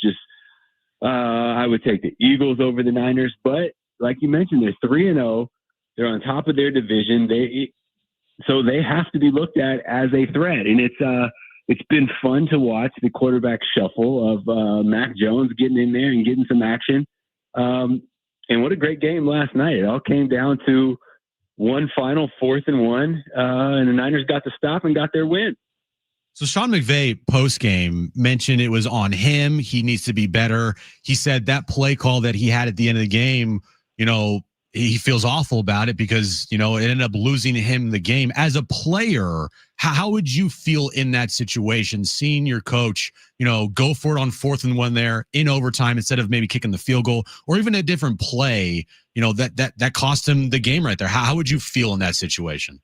I love the fact that he went for it. And Sean McVay and his comments are a sign of a good leader and a sign of a coach with job security, because he can openly admit that he didn't like his call. But what he's really doing is taking the onus off of the players. That the blame is no longer on the players. He's bringing the blame at him. And that's what a great leader does. And that's why that's the one reason why his players love him. If I am on an offense and we have 4th and 1 and we have a chance to go win a game versus potentially tie or give the other team the ball, 100% of the time, the offense wants the ball. Give us the ball. If we can't get 1 yard, we're talking 1 yard in the NFL. If we can't get that 1 yard, we don't deserve to win the game. So I love that he made that call, keep the offense out there. He did the right move of trying to draw him off sides first, taking a timeout. Like it was coached beautifully. It's 1 yard. The offensive line's got to get a push. The running back's got to get there. And if you can't get there, you don't deserve to win the game. And so, the Niners made that play. But I love Sean McVay's approach. And as a player, you want to have the opportunity to go win the game on offense. And they just didn't get it done. Former NFL wide receiver Greg Camarillo with us right now, John and Jim, San Diego Sports 760. So you mentioned the Rams. Who's the second best team in the NFC West? Is it the Rams or is it the Seahawks? The Rams. The Rams, if they are field goals away from being undefeated. So it was their Philly game, I believe, where they lost right at the very last play. And then the Niner game, if they get 1 yard, they can go win the game. Or if they don't fumble or going into the end zone, they can go win the game. So they're inches away from being 5-0. Now, you could say that about a lot of teams. That's the beauty of football, is that every play, every inch matters. That's why it's so much fun to watch. But they are a good team. Sean McVay said going into the season, this is the best roster I've had. This is the best team I've had, which is a huge statement for a Super Bowl winning coach. And they've played like that. And they are the second best team, but it is a loaded conference, loaded division that will have a lot of ups and downs. No one team is just going to run away with that. So I remember talking to you last week about Ravens Chiefs and who the game was bigger for, and coming out of the game from the Ravens perspective, you lose Lamar Jackson for a little bit. You also lost the game. You did not look good. And now on the season, you're 1-3 and you're underdogs at home now to the Houston Texans. How concerned should you be if you're a Ravens fan right now with the start of their season? Yeah, maximum concern, huge concern. Sound all the alarms, put on all the alerts. They have not shown that step towards improvement. Now, we saw that from Kansas City, but the Baltimore Ravens were very close in games that came down to fumbles, to turnovers, and we're knocking on that door, and then they just laid an egg versus the Kansas City Chiefs. Now, is all of that cause for alarm? No. But that plus Lamar Jackson being out for a week, not being able to play, and a hamstring is not necessarily an injury that you can just fight through. So even when he does come back, He runs. That's what he does. He's fast. He's quick, and you need your hamstring for all of that. So that would be the biggest concern. If they can't beat the Texans, then you can pretty much put a fork in them. They're done. Then this is their week. This is their must-win week, and they got to do it without their MVP. Greg Camarillo with us right now. John and Jim, San Diego Sports 760. An absolutely massive game for Baltimore. Who is Sunday's game between the Commanders and Chargers more important for? The Commanders getting Jaden Daniels back, the Chargers coming off a loss in New York to the Giants. I think it's more important for the Commanders. And I say that because they have Jaden Daniels back. So they're getting a key component back. I think Terry McLaurin is out again. So that's a big part missing for them. But they're getting their leader back and need to go get a win. The Chargers, because of their hot start, have a little bit of flexibility. And because of Kansas City's slow start, and they're missing linemen. They're missing all kinds of linemen. So Joe Alt, I believe, is out with an ankle. He'll be out, I would assume, a couple more weeks. Becton has been out with a concussion and might be back. So there's a built-in excuse or a concern. You know, we have missing linemen. We have missing pieces. We're not playing the same way that we can normally play once those guys are healthy. On the other side, the Commanders have their guy healthy back, and they need to go get a victory. So more important for the Commanders. But if you're a Charger player, if you're a Charger fan, and you saw how the Chiefs rebounded, then you know that there's no cruising into the postseason. The Chiefs found their swagger back, and you got to keep rolling. Yeah. Speaking of the Chiefs, out of that Ravens game, you know, Chiefs, they looked really good. And now they get Xavier Worthy back. Is it that simple? Just getting, you know, Xavier Worthy back and, Patrick Mahomes, he's still really, really good. It feels like, you know, playing the Jaguars here on Monday night, they can take care of the Jaguars on the road, 3-2 now, and they're only a game back in the division. It kind of just feels like, here we go again with the Chiefs, just, you know, being consistent, and they're going to be in it. Yeah, it sure looked like all they needed was one piece in Xavier Worthy. And it's scary to think that when they get their other piece and Rashee Wright back from his suspension, what their offense will look like from there. It's safe to say the vast majority of football fans knew that the Kansas City Chiefs weren't just going to turn into a bad team the whole season. They looked bad. They were a bad team for the first couple weeks, but if you've paid attention to anything to do with football over the last 6 or 7 years, you've known that the Chiefs will always be in the mix so long as they have Andy Reid, so long as they have Patrick Mahomes. I don't think their problems are solved. I don't think they're suddenly going to steamroll through the rest of their schedule, especially a Jacksonville team that's looking good.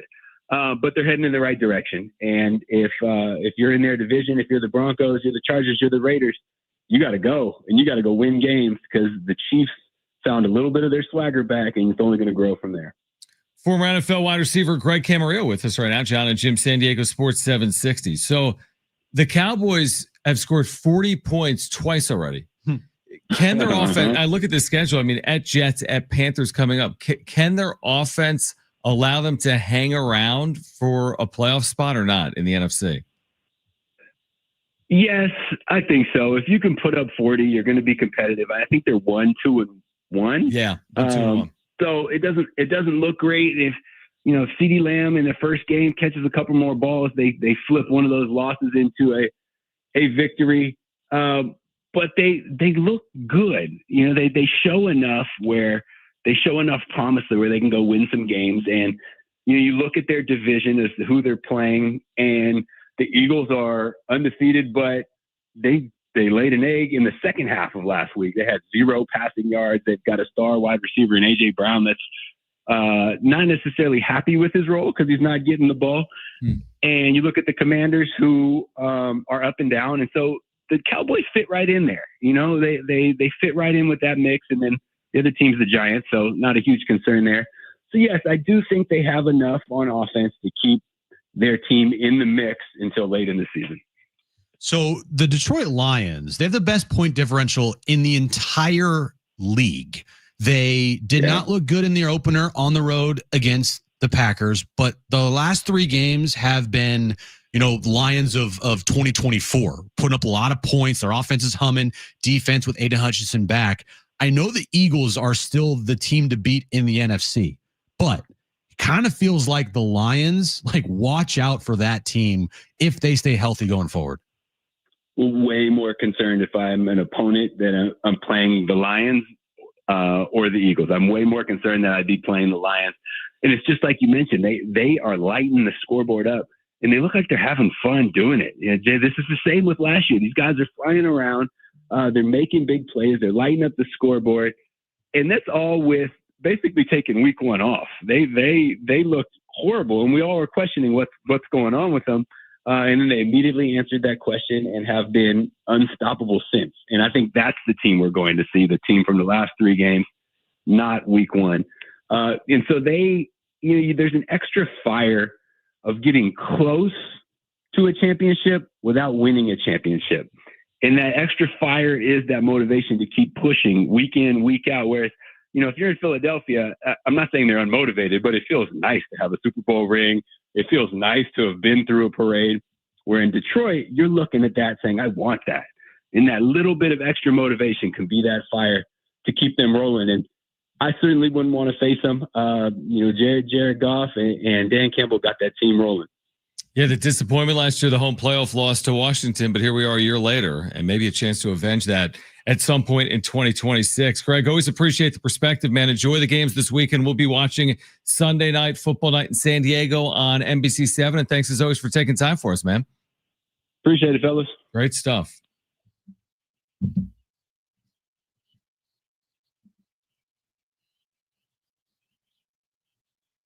Greg's good, man. Really good. I mean, it's like he talks about the NFL every week. And it's like he's a former NFL wide receiver. Right. That's what it's like. It's what it's like that he's a former NFL player and that he talks NFL on a weekly basis. It's like, yeah. Yeah. That's what it's like. Yeah, that's what it's like. We'll get your calls on the other side. 877-767-4760. Chris Hodge has free picks coming up for our listeners at 4:30. We're here until 5:30. This is John and Jim. San Diego Sports 760 live on the iHeartRadio app.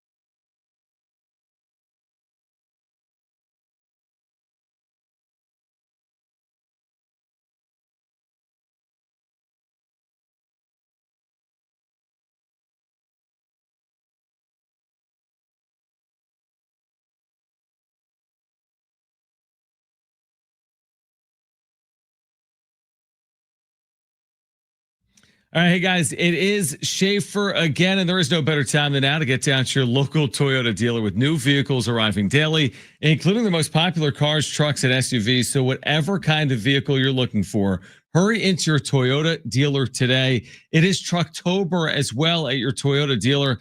Your best time to get into a new Toyota truck. We've got the largest inventory of Tacomas and Tundras ready to roll. The Tacoma is known for its legendary toughness, off-road capability, and everyday efficiency, perfect for weekend adventures or just tackling your to-do list. And the Tundra brings serious power, impressive towing capacity, and bold design, plus the latest tech and comfort features. Whether you need a truck that's built for trails, built for work, or built for your family's next adventure, Toyota's got you covered this Trucktober. Make it easy. See your Toyota dealer today.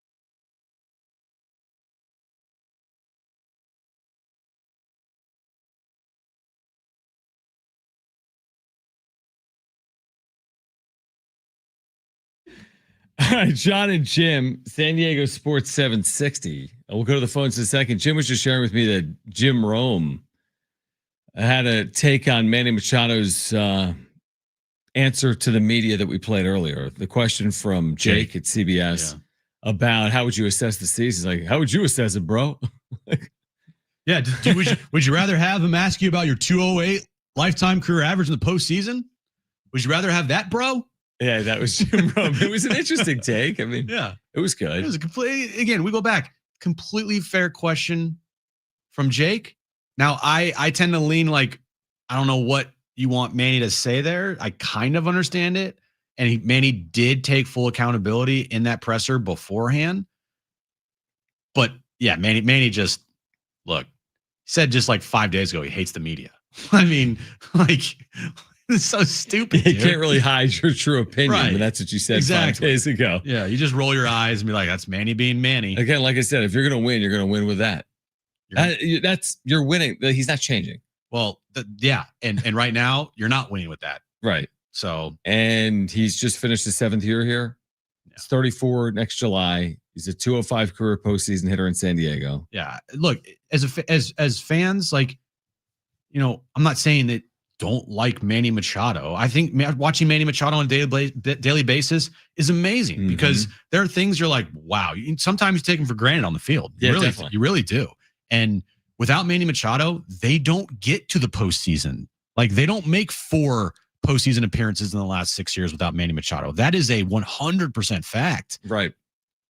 But also, like, guys, let's be real here. Is Manny the guy? Because right now, I don't know. Like, he hasn't proven it. He's only getting older, and he's not, putting up these great seasons here back to back to back. This year he thought he was going to put together a great season. And it ended up being kind of just like it was a good season, and at the end it was awful. I'm almost at the point where it's like, dude, you got to be healthy in October, which means you got to sit a lot. You got to sit a lot, like, potentially in the second half of the year. 20 games. You're going to have to sit. You're going to have to sit to be effective in the postseason, potentially. Maybe that gives them a better chance. Maybe. All right, can we go to the phones here, Brent, with Adam? Adam is on line 1, and Adam wants to weigh in. 877-767-4760. Adam, you're on with John and Jim. Thanks for calling in. Hey, guys, a good show. Appreciate it. Hey, I want to address, I also believe that it's not Preller's fault. They should extend him because he knows talent. I know some callers earlier called in whining about, he trades away all this young talent, but he restocks the system in order for him to do that. And, where are those players now? I didn't see them in the playoffs. Yeah. Mackenzie Gore, Abrams, Wood. Adam, appreciate it. I'm not sure if you were on a phone line that we couldn't hear you on, or if that was the end of it. I mean, Preller has an eye for talent. That's inarguable. Preller hasn't always put together the most complete rosters. Also inarguable. There's been good. It's not perfect. I'm neither of us have argued this is the best GM, right, bar none. And here's why. I've argued that I think recently here he's pointed the thing enough in the right direction that I would continue to see it through, even though we all want the same things. Yes, he hasn't taken a team to a World Series as GM. True. I can't promise he will. We know the formula. Yeah. The formula is build the farm system with talent, trade it away for proven talent. Yeah. And make it to the postseason. Yeah, right? Get people excited for the here and now. Yeah. Go uber aggressive. Right. Yeah. Make it. We just touched foots. Yeah, we did. Feet, actually. Feet. We just touched feet. Anyway, we know the formula, and the formula is not changing. And if he remains here, it's gonna be the same thing in the future. And honestly, like, I welcome it because the last 4 years, it's worked. And from like a content standpoint, like, it's unique. I need Preller to stay. Yeah, I agree with that. Like, please do not leave AJ Preller. It's crazy. If you ask me in 2021, this guy is fired at the end of the season, gone, done. But they gave him another chance. Peter Seidler, the ultimate optimist, believed in AJ, and AJ turned it around in a big way in 2022, and he hasn't looked back. Did Matt Is this Matt different than the Matt we just had on? Well, we had Adam on, right? All right, let's go to Matt. I'm confusing myself. 877-767-4760. Matt, you're on with John and Jim. Hey guys, I called yesterday, ranting about Tatis, but I do want to go into depth about the most important thing that the Padres can do in the offseason. It's not an acquisition. It's not a trade. Preller needs to meet with Tatis and find out what is going on in his head. Because unless there's a physical injury, the fastest way that this team goes back into contention is if Tatis becomes the player that we all think he should be. I mean, Kevin Acee said earlier today, I mean, he's about to turn 27, right into the prime of his career. I'd argue in 2022 and 2023, when he got popped for the ringworm cream or whatever, that really stalled the what could have been in 2022. I mean, I'd argue if Tatis is on that squad, they could have won the World Series that year. So I think Tatis has a lot to prove on this fan base. And to be quite honest, he's lucky he plays in a market that's so friendly to him, because if he was playing in a market like Boston or New York, he'd be getting ripped, just absolutely ripped for what he did this year. Appreciate you, Matt. Thanks, Good Matt. call. And I've always said I think he does owe them one for 2022. Mm-hmm. Like, that was a good team. That was in the National League Championship Series, and they did it without Fernando Tatis Jr. There's no denying it. And if you deny it, you're blind. He is not the same player, offensively at least. He's not the same player offensively as he was pre-PEDs and the injuries. He's got to change that. No That's question. on him. Can he do it? All right. On the other side, Chris Hodge, Sports Investors Daily, presented by TakingVegas.com. He's been great for our listeners. He's got some free picks for us coming up on the other side. Chris Hodge coming up next, John and Jim.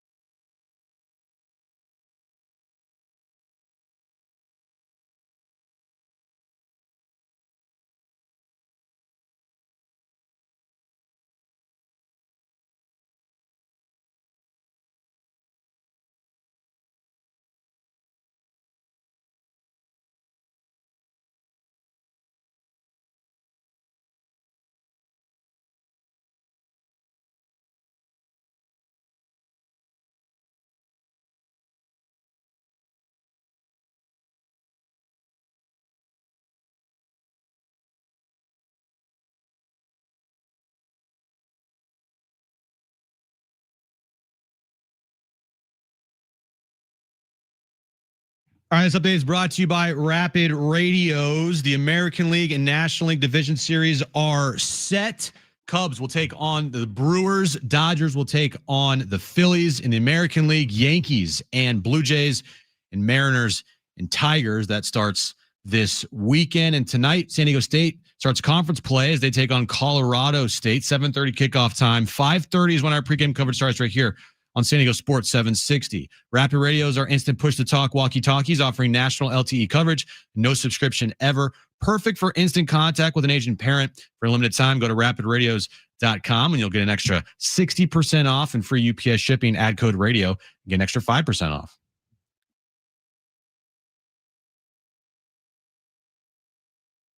All right, John and Jim, San Diego Sports 760. Always our pleasure to have Chris Hodge, Sports Investors Daily, presented by TakingVegas.com with us. Now, Chris, we heard your podcast where you said you're dreading coming on in San Diego because you know what happened yesterday in San Diego. Yeah, man, and you're my boys, man. I was rooting for you guys. I really was. You know, we were supposed to do our show yesterday, but no one would have listened to me yesterday. Right. You all would have watched the Padres, rightfully so. I was rooting for you guys. You know, I think you got hosed on that call in the ninth, man. And I know a series really doesn't come down to one at bat, but these umpires did such a poor job yesterday all around the place. And that's why they got the ABS coming in next year, rightfully so, because in that spot, listen, you blow a call on August 9th, no one cares. You blow a call like that in the ninth inning, you know, and it could ruin a team season, man, I have a problem with that. So, you know, good job by the Cubs, but I think you guys got hosed. Well, at least your Yankees are moving on. Well, listen, and my wife is listening right now, okay? My wife, this wasn't even divorce material. This was go out and bang your best friend material. This is what she did to me yesterday, wearing a Red Sox hat all around the house. Like, you can't even imagine what she's trying to pull. And this is all because when the Marlins beat the Mets, I slipped a Marlins jersey in the bed, you know, so when she pulled the sheets out, it's sort of Marlins jersey. But, like, you know, it's classless to come and wear a Red Sox jersey, a Red Sox hat. That's just a classless move. And she's listening. She knows what she did. People buy Marlins jerseys. Well, I guess you did. And, you know, so that was their one sale this year. Yeah.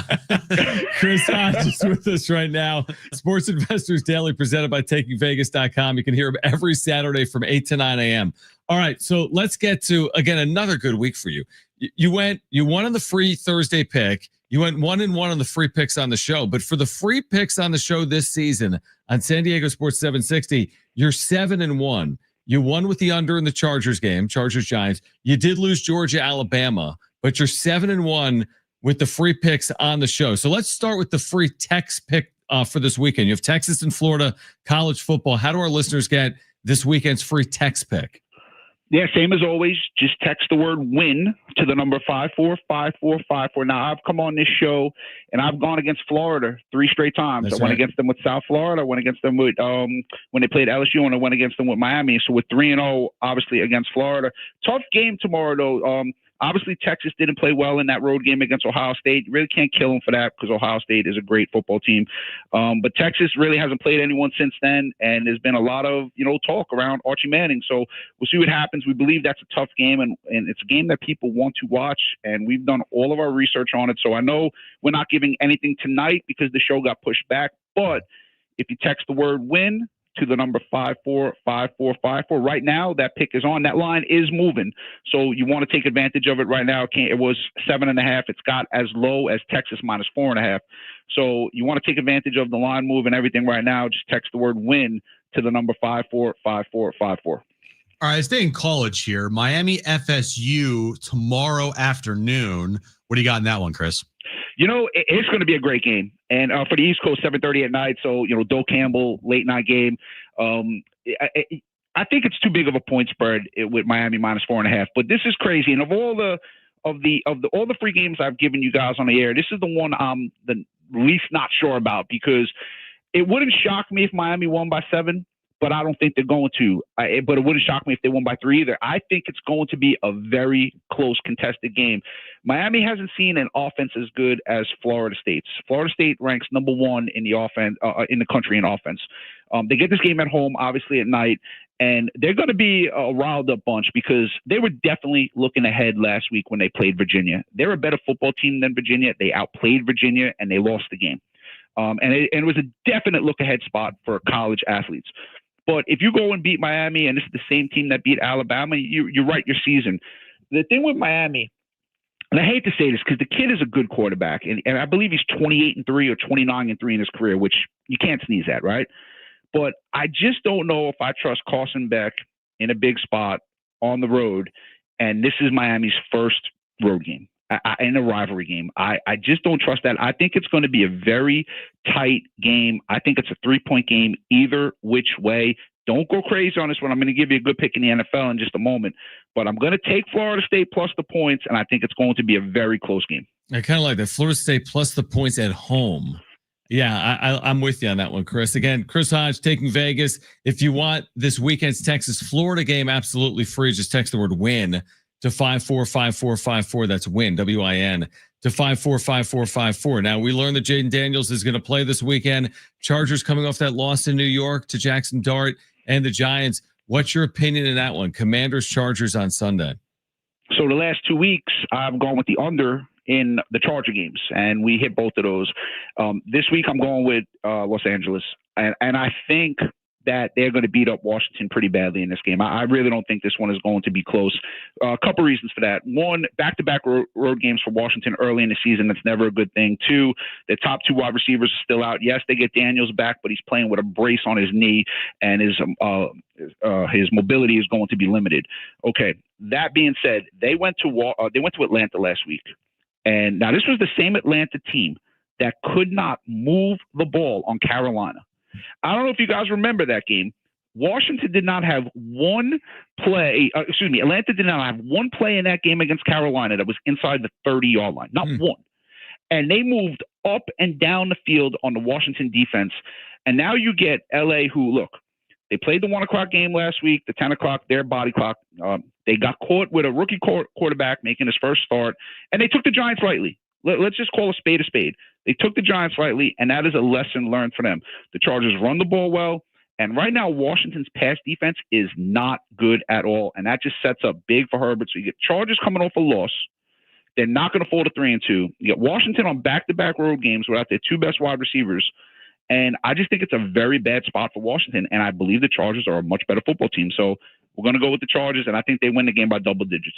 So we made your podcast today, the Bet Big Talk Loud podcast. What can you tell our listeners about that, and also what else you're doing with Girls at Gamble.live? Yeah, so that's in collaboration with Girls at Gamble.live, and those girls, man, they're doing a great job. Those girls went 6-1 last Saturday, so they're killing it. They're almost hard to compete with. They're doing a really good job. And they're good girls too. I had Allison Jordan on today. She was a Playboy Playmate in 2006 under the name Allison Waite, and what a nice girl she is. She did a great interview for us today, and she's helping out with Girls at Gamble.live as well. And the Bet Big Talk Loud podcast, we give out 2 free picks. I do that podcast with JR. He's on my Sports Investors Daily radio show that's been on with you guys every Saturday morning, I believe at 8 a.m. out there. For the last 13 or 14 years, with the exception of 1 year where we had to take off when gambling not legal in California. But wherever you get your podcast, just go check out Bet Big Talk Loud. We're giving out free picks all the time. I think it's a great interview with Allison. You guys heard it. What'd you guys think? We only heard a portion when you were saying, man, like I'm feeling for San Diego. We only heard a portion of it, but I like the setup and everything. The sound quality, the video, everything looks great. You and JR are awesome. good. You're really good. It looks really good. I want to have you guys on too. I know, John, you and I were talking about doing something. So love to have you guys on, and really excited about everything, especially the way it's going in this business. And I know this is going a little long, but just hear my voice on this. Everyone listening, right? Most people do not like my industry, and I get that. There's a lot of bad people in my industry, but there's a lot of bad people in many industries, right? I've pretty much made it my life's work to do my best to clean up this industry in the best way I can. When I've won, I've come on and told you I've won. You guys know more than anyone. When I've lost, I've come on and I told you I've lost. I want people to see my face. I want people to understand what we're doing. And I've said for years to treat sports wagering as an investment. Please don't gamble 3-4 games a day because you're not going to win. And now, like we've talked about on the show, you see it on Robinhood, Kalshi, you're seeing it on investment platforms. It's going more and more that way. And when you bet single games, 3 to 4 games a week, not 3 to 4 games a night, 3 to 4 games a week, you can have success in this. And that's just what I've been preaching. And I know I make a joke about it a couple times, but I feel like I've been validated. I feel like I've been proven right. And everyone likes that feeling. And I just want to keep it going. So we're doing some great stuff over here. And, hopefully we can keep it going this weekend with a couple big winners. 7-1 with the free picks for our listeners so far this year. Chris Hodge, Sports Investors Daily, presented by TakingVegas.com. Again, if you want Saturday, absolutely free. Texas and Florida, just text the word WIN, W-I-N, to 545454. That's WIN, W-I-N, to 545454. Chris, always appreciate it, man. We'll do it again next Thursday, your normal slot, Thursday at 4:30 Pacific before Thursday Night Football. Have a good weekend, man. All right. Thank you so much for having me, guys. All right. And sorry about your Padres, but hey, if you all like me, let's root for the Yankees. Let's go beat them. Let's go beat the Blue Jays and head to the World Series, maybe against your Dodgers over there that you guys don't like, and maybe we can beat them this year. Our Dodgers. Yeah, we're rooting for anyone but the Dodgers. Right, exactly. Anyone but the Dodgers.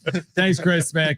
All right. Have a great day. Take care. Chris Hodge, Sports Investors Daily, presented by TakingVegas.com.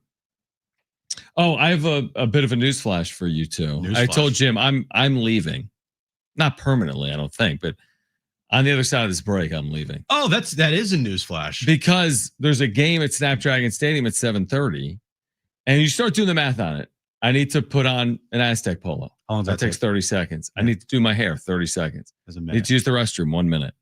I need to wash my hands, 20 seconds. The CDC, I think, so we're less than longer than 20 all right, so seconds. we're less than 3 minutes right now. The game's at 7:30. It's 4:41. I got to drive there. There's traffic. It's a Friday afternoon. That's 16 minutes potentially. Okay, Isn't the stadium right down the street? It is. Yeah, but with traffic, it could take as many as 16 minutes. John, I got to park. It won't. I got to get my credential. I got to get pronunciations from the Colorado State broadcaster. I don't know what time he goes on. He might be on at 5:30. All right, so 30 minutes. What are you saying? I'm adding this up. Do you want me to stay till 5? Whatever you want to do, John. If you want to leave, you can leave. This is your call.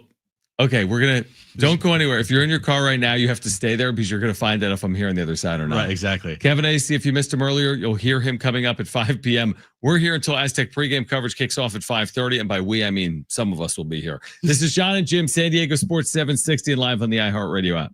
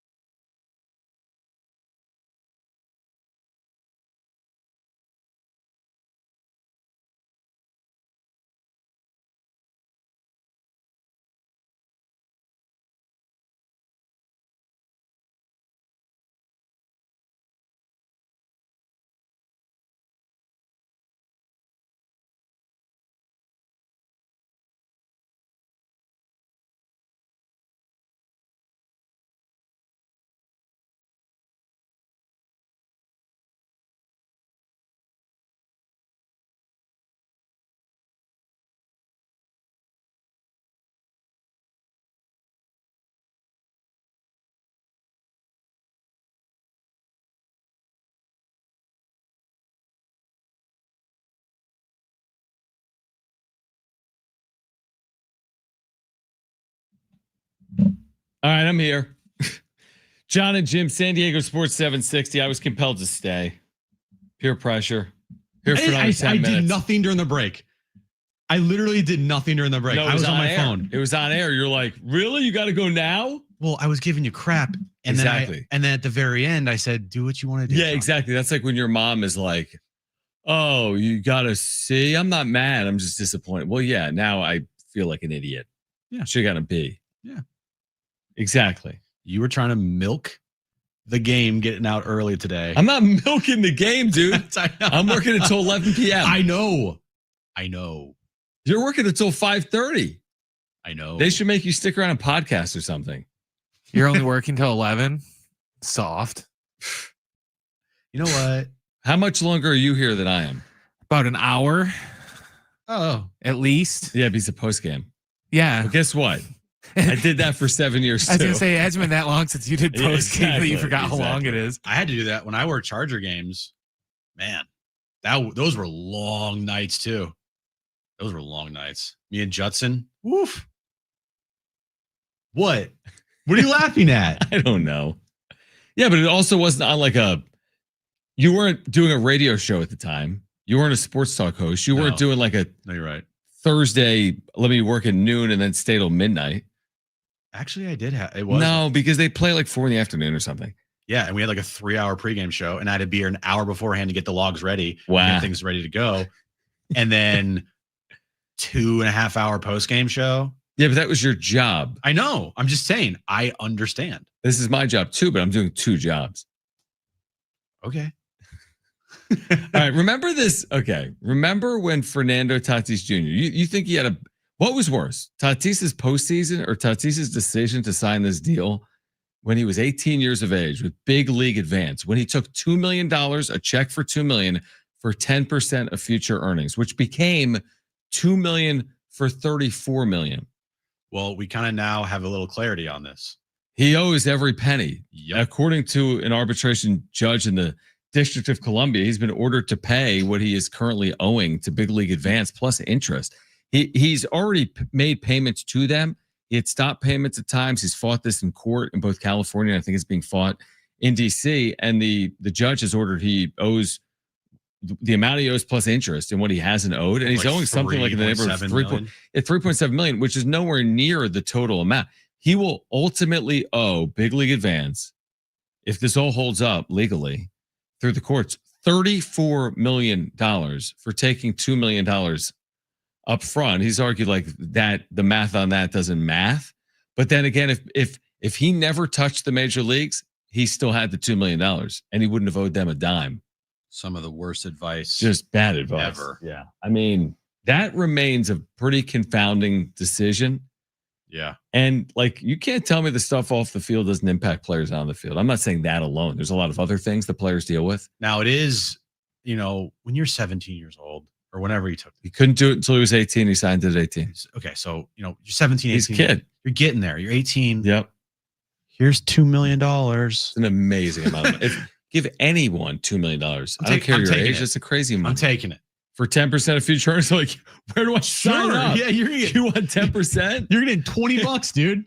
I get $2 million. Yeah, I get $2 million. You get $20. That's you perfect. never think you're going to end up as Pat McAfee on FanDuel getting a $100 million deal when you give up 10% of future earnings. Right. But when you're an athlete and someone offers you $2 million for future earnings, you're like, ooh, money. But his father spent a decade in the major leagues. I know. He needed someone to tell him, dude, don't do it. You're not bet on yourself. You're not coming from a bad family.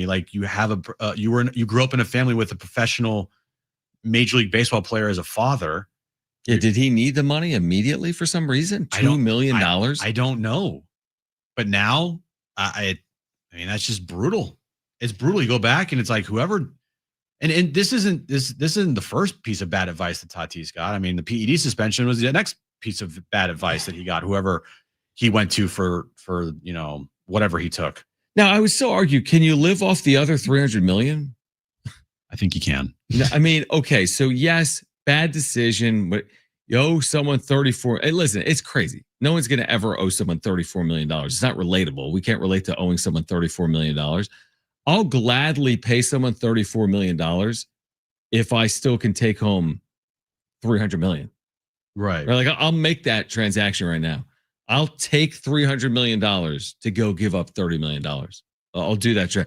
So I feel like he should be fine. But it was still, I mean, I can't imagine just throwing away that much money. Well, yeah, I mean, maybe that's why he was pouty.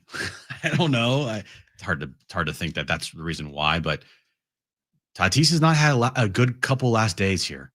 That is for sure. Today, this series, shoot, he hasn't had a good 6 months. No, you're 100% right. Can you rewind that, Brent, that what we were just watching on television for about 20 seconds? Something fun. So my buddy who calls Reds games, John Sadak, is calling this game between Delaware and West. Is he really? Keep going right here. Watch. No, keep going back like 1 second. You're going to see someone on camera that like pushes out of the way. I think. Hold on. Oh, maybe not.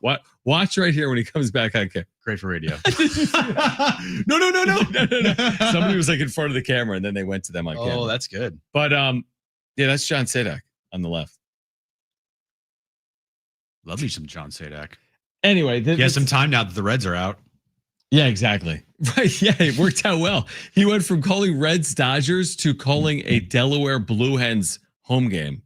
Hey man, as long as the check clears, right? Yeah. It's like, hey, how much you're gonna pay me? Yeah, Perfect. I'll do Delaware, Western Kentucky. I'm on board. So yeah, but to your point, kind of a tough little stretch here for Tatis. Like the season ends in the manner in which it ended. He's like, I don't know what we're gonna do. And then today he's ordered by a judge. He owes $3.7 million to Big League Advance. We had the owner of Big League Advance on the show years ago. That's right. Michael Swimmer. He's the former, I don't know if he played in the majors. He certainly played in the minors. I think he briefly played in the major leagues. Honestly, though, I am not a fan, with the benefit of hindsight, of having the ability for 18-year-olds to sign away future earnings. I get it. They're adults. I mean, they can do other things. Mm-hmm. So who am I to say they can't do it? I just feel like that's a little, like, it feels like a little exploiting of the teenager kid. Like, it hey, feels it. It's almost like it's gambling. Like, hey, take this $2 million, and then whoever, if you offer the kid $2 million, you're banking on this kid making $300 million in the future, and then it's like, we're rich. It's like, we'll lose the $2 million now to take the 30 on take the 30 on the other side. Yeah. And by the way, I think he could have done it for like 1%. He could have taken 200,000 for 1%. He took $2 million. Close to the max, or to 10%. You know what I mean? So just a terrible decision. Yep. All right. If you missed Kevin AC on the ending of another Padres postseason, you'll hear that on the other side. Here until 5:30. Aztecs in Colorado State at 7:30 with pregame coverage at 5:30. This is John and Jim, San Diego Sports 760, live in the iHeartRadio app.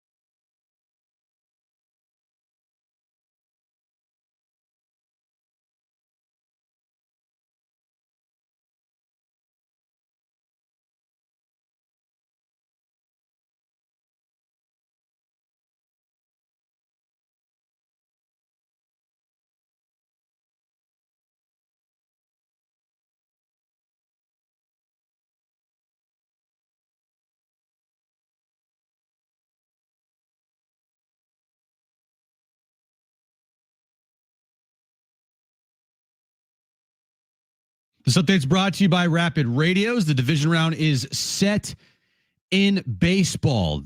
The NLDS, we have Phillies and Dodgers, and Cubs and Brewers in the American League, Yankees and Blue Jays, Tigers and Mariners. That all starts this weekend. And tonight, San Diego State takes on Colorado State as they get conference play underway at Snapdragon Stadium. 5:30 is when our pregame coverage starts. 7:30 kickoff time. You can hear John and Rich on the call. Rapid Radio is our instant push-to-talk walkie-talkies offering national LTE coverage. No subscription ever. Perfect for instant contact with an Asian parent. For a limited time, go to rapidradios.com and you'll get an extra 60% off and free UPS shipping. Add code radio and get an extra 5% off. So now, what's next? The Cubs have won the ball game. They have won the National League Wild Card Series. Battle against San Diego. You know, from day one, we laid it out there every day. After a quick exit from the MLB playoffs, the Padres have to answer some hard questions. Speculation runs wild, and we look for clarity. Plus, the Scarlet and Black open up Mountain West play tonight versus Colorado State. Fryer, uncertainty, and Friday Night Lights. Let's light the fusion. Kick some ass. All live from the San Diego Sports 760 studios with John and Jim. All right, final hour here on John and Jim. Actually, final 30 minutes of John and Jim. John is on his way to Snapdragon Stadium. Of course, Aztecs, Colorado State. Tonight, 7:30. Pregame coverage starts at the bottom of the hour. But if you missed it, Kevin Acee, he joined us earlier in the show. It's always an abrupt ending to a season if you don't win a World Series. And, no different here with the Padres. But we started our conversation with Kevin earlier today with kind of a big storyline heading into the offseason, which is, what's the future of AJ Preller? Yes, something absolutely sensational would have to happen. I mean, after every year, you have meetings, you sit down, you go over, what coaches are coming back? What can we do better? Hey, here's where I'd like to communicate better, do this or whatever. Something would have to go insanely sideways for AJ Preller to not be back. Okay, well, let's go to now the series and this team. When you look at it, it feels like same old with the team in the regular season. It reared its ugly head in the postseason. Me and John were talking about the start of the show. I mean, these players are taking accountability, but it's the same thing they said last year. So we're sitting here like, this isn't football. There's no strategy in this. It's like, hey, we got to be better. Okay, how do you be better? Like, how does this team be better? I mean, the star players, once again, don't show up in the biggest moments. That is true, and it's a little bit of a theme. I mean, it is, and that's a problem, especially since they're all going to be here for a while. So I don't know how to fix that. That's got to be internal, and then there also has to be the realization maybe it won't be fixed, or it will be fixed by one guy but not the other. So there's that. They've got to add some pop. Home runs win in the postseason. It was a problem all season. I gave them credit, even though they had the fewest homers of any playoff team. They had, I think, the second or third worst runners in scoring position average of any of the postseason teams. They had been better in both areas, and they had fared well enough and done well enough against good teams and good pitchers. And I've said, okay, they can do this. They can piece together this against the Cubs, against the Brewers. They didn't. This was, and I wrote it.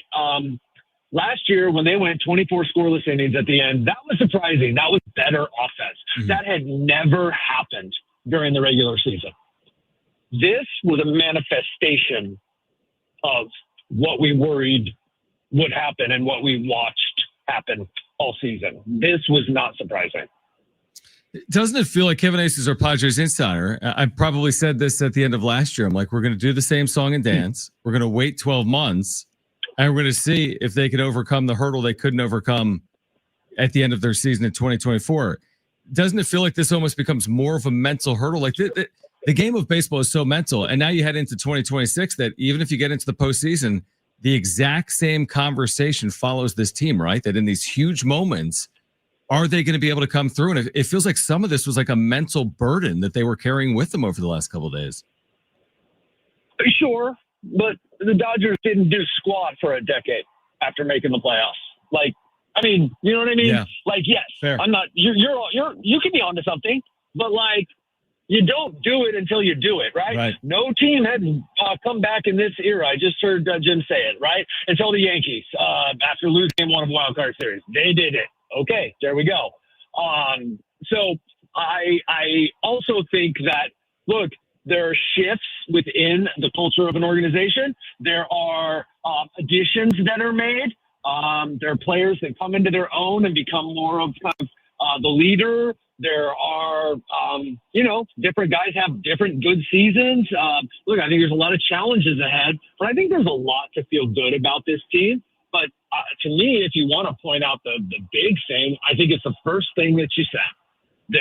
And we say it during the regular season, and then it shows up huge in the postseason, especially in a short series, when the stars don't do it. And Manny Machado, look, he had a home run that basically sealed that game, right? Like, they could have won 1-0 in that game, but 3-0 with the way that their bullpen is. That Manny gets I don't know if he gets a pass, but like, that was good, right? Fernando Tatis, horrible, just absolutely horrible. There's no way around it. If he was telling the truth yesterday, then he knows it too. So he hasn't been that guy. Maybe a few home runs at the end of the season, but were those really big moment home runs? The team was headed to the playoffs, but he knows he's got to be better, and not just like the power. Like, there's got to be games he doesn't take off, and there's got to be games where he makes adjustments. He showed early in the season he could do. Last night was just horrible. The series wasn't great. When he did get on base, he scored, so that was good. But like, this is a team that is dependent on those guys. I think Ramon Laureano will be good for this team over the course of the season. Jackson Merrill healthy will be good for this team over the course of the season, and maybe in next year's playoffs if they make it. So I think they can overcome that. What was the deal with Toddy this year? I mean, like, I know that you said, I think last time with us, or I forget when it was, and Tatis was voted the MVP of this team, played, mostly every day. Defensively, he was amazing, but his attitude, his offense, like, it just felt like there was something off with him this entire year. Yeah, it got a little rough, didn't it? And then maybe it snowballed, and he's, this is not an excuse. He's human. Now, sometimes these guys, and one of the responsibilities when you're making $20 million and you've decided that you're going to take the statue contract, is that you don't get to act as human, okay? So there's a responsibility there. I hope you know what I'm saying. Like, I'm not trying to be insensitive to him and whatever might be going on off the field or the struggles of being a star who's not performing. I don't mean to be insensitive to that, because that's real. I've always been empathetic to that, because that is a real thing. But like, dude, you owe this team better. That is something that has to be something that changes. The team does feed off of him, and he's got to be better. Both his performance, more consistent. I believe he used the word yesterday. I'm not sure. But like, more consistent, because he is a special player. And I know for a fact that the Padres have not lost faith in that. Like, they believe that this is up to Fernando Tatis Jr., that he can still be that guy, and there can be statue, and there can be Hall of Fame numbers. That's up to Fernando Tatis Jr. You know what? 27. Is it December 31st or January 1st or 2nd? Right for the turn of the year. So going into next season, 27. Now we're starting to get to serious middle of the prime, and not all that long until we're talking about him being in his 30s. Now's the time. This has to be a reckoning for Fernando Tatis Jr. I don't mean to be dramatic, but that's the type of player he is. And so you pair that Tatis, like the Tatis he can be, with Merrill, who I think you can look back on this season and feel good about Merrill. You can. For all that he went through and the struggles, I think that you can look back and say, okay, all right, we weren't wrong. He still has a lot to prove, but like, now you've got two stars at the middle for the fading or potentially fading older guys you have, and then Ramon Laureano, and they have to go get another bat, first base or DH. Have to. All right, Kevin Acey's our Padres insider is with us right now on John and Jim. So among your orders of business is to get a bat. They're obviously there's going to be a lot of payroll freed up here. Where do you list these priorities this offseason? Clearly, Dylan Cease, Michael King, Luis Ariz. I mean, there's going to be so much movement here. What are some of the first orders of business for AJ Preller this offseason? Well, they'll all happen with AJ like in February. So first orders of business, I don't know what those are, but to me, the pitching's a given, right? Like you need a couple starters. What's Yu Darvish going to do? Even if Yu Darvish comes back, how many games is he going to pitch? And so you need 2-3 starters, right? I think it's nice. Hey, I got faith in Joe Musgrove. Randy Vasquez, nice number 3. I'm talking about, and then obviously Pavetta. I'm talking about get yourself a 2, a 3, a 4, but that's like a given. So to me, the bat, and I'm talking home run hitter. I'm talking a guy that can slug. I don't know what you're not going out and get Pete Alonso. I doubt that. But you got to, and it's AJ Preller. That's his job, and he's good at it. So find someone. Why? I guess, this is obviously revisionist, and you look at this and it's hindsight here now. They chose Yu Darvish over Michael King for game 3, and we saw Michael King pitch beautifully out of the bullpen. 19 pitches, struck out the side. Darvish obviously not good at all. Was there anything there with King, with the health or anything, or was it just a simple, we felt better with Darvish there in game 3 over Michael King? Was there anything there why they went Darvish over King? King's consistency, evidently, not to, we all didn't necessarily notice it or think this was such an issue that it should have been him. I mean, I was saying all day to anyone that would listen, I was very concerned about Darvish. Now, it didn't get as bad as it could have, right? They actually survived that pretty well for as bad as it was. They survived Darvish pretty well. Now, it put them in the real pickle with having to cover 8 innings, and it put Jeremiah Stroud in a pickle. But I was thinking the guy could give up 3 runs in the first or something like that. But I'm with you. I didn't see it. They didn't think that King had the consistency of the delivery and the command, and that he could really have gotten in trouble as well. And I guess we'll never know since he pitched 1 inning. And I don't have an answer for you. Sorry. I couldn't be in 3 places at once yesterday, and I don't have an answer for you why King only pitched 1 inning. That, to me, is one of the things. I think it's down the list, but I don't understand how that happened yesterday. Do you think Yu Darvish has pitched his last pitch in the major leagues? I think it's extremely possible, and I thought that this was the final. I thought it was very possible this was the final year since spring training. I don't think anything changed that. I think it speaks volumes that Yu has never, in the last 3 weeks, when asked about, when asked leading questions, has never balked at, the idea that this could be it. No one is saying that it's it, but I mean, for a year now, people that know have acknowledged that it could be any time. Look, even if he comes back, are we talking 15 starts again? At this point, and this is educated speculation. This is not anyone telling me this. I'd put the money on it, on his career being over. But here's the deal. The guy loves baseball. Maybe they work out something. I don't know. But that, because no one can expect that he's going to give you 25 starts anymore. So maybe they work out something. I don't know. But, yeah, it's something that it's one of these storylines of the offseason, because both what he can give you for however long he can give you, if he can find a way to, repeat and be the same pitcher for more than 1 inning, but also $16 million and, of course, the 48 over 3 years. Final one for me, Kevin. The culture, this is on Mike Shildt. The culture that he has created, yes, 90 wins consistently, making the postseason. That is great. There's no denying that. Past Padres teams would love to make the postseason in back-to-back years. But there is a stubbornness. There is a culture of, at least publicly to the fans and to the media, of not much accountability when guys are struggling.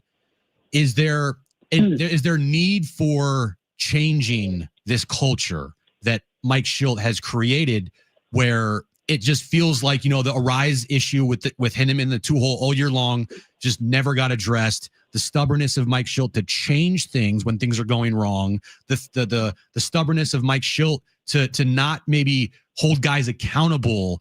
Did you think that needs to change? I would ask some questions and I will try to answer it as well as I can. I know we're in limited time here. I'm just wondering. I think I know, but this is a loaded question for me. You must understand this, both because I'm working on this myself, and also you're asking me to call out certain people. You mean like he needed Tatis to do something? He needed Manny to do something. These types of things, he should have been more accountable, or he should have held them more accountable. In addition to his stubbornness, is that what we're talking about? A little bit from the standpoint, I remember earlier in the year, he was asked a question about Toddy or Manny when they were struggling, and he just was like, everything's fine. And it's like everyone rolls their eyes, and you're like, Mike, what are you watching here? And then the stubbornness of not changing the lineup. I always want to caution that everything is addressed to some extent. I'm not saying it's adequate. I don't, some I hear and some I don't, but everything's addressed privately. Mike is simply not going to, and there's very few people in the world more frustrated by it, because I see what other managers are able to do to give the media and fans some information without betraying their players or their organization's aim. And Mike is incapable of it, and it's infuriating to me, but let's get over it, okay? It doesn't mean that Mike isn't holding guys accountable. On the other hand, yes, I believe, and this is based on discussions with people, there does need to be more. And also, I believe that some of that falls on the players. This is a player's game. Yeah. It's a player's game. Manager, Mike Schilt probably makes, I don't know exactly. I'm thinking based on what I knew that he made and all this where he falls in, no more than $2 million, which is 1/15 of what Manny Machado makes. This is a player's game. Manny and some others. This is on them. There needs to be that accountability as well. And there needs to be that. And maybe there's some guys in that clubhouse that are about to do that. I don't know. We'll see. But it's not like there's days of he's not Earl Weaver. He's not Billy Martin. He's not Joe Torre even. How about we take a look at the players? Good luck. I'm not exonerating him, but take a look at the players. Players don't change. Kevin, we appreciate all the reporting all season long. Great job. Thank you so much for hopping on as often as you have here on John and Jim. Take a vacation, please. Do something for yourself. All right.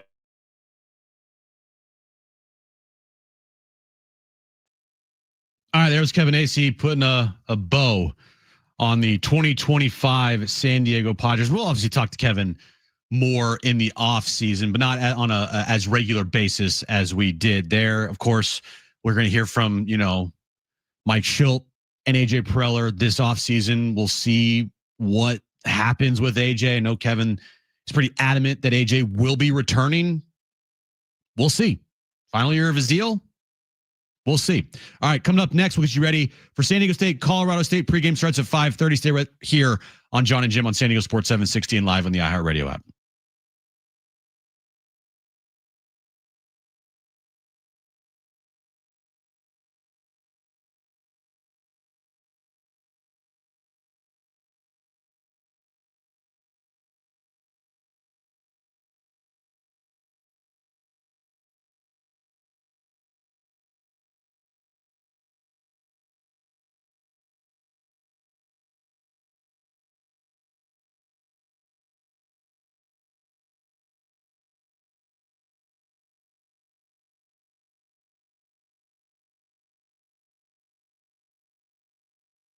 Hey guys, it's Jim from John and Jim for the all-new Jamul Casino, the Players Place. The next level of luxury has arrived. Treat yourself to a stunning new stay, rooftop relaxation, indulgent spa treatments, and the thrills of Jamul Casino Resort, now all in one unforgettable destination. You can savor San Diego's ultimate endless dining experience at Jamul 23, from their world-famous lobster brunch served every morning to the luxurious VIP endless dining experience each evening. Indulge in chef-curated specialties, fresh seafood, prime cuts, and decadent desserts, all with stunning panoramic views.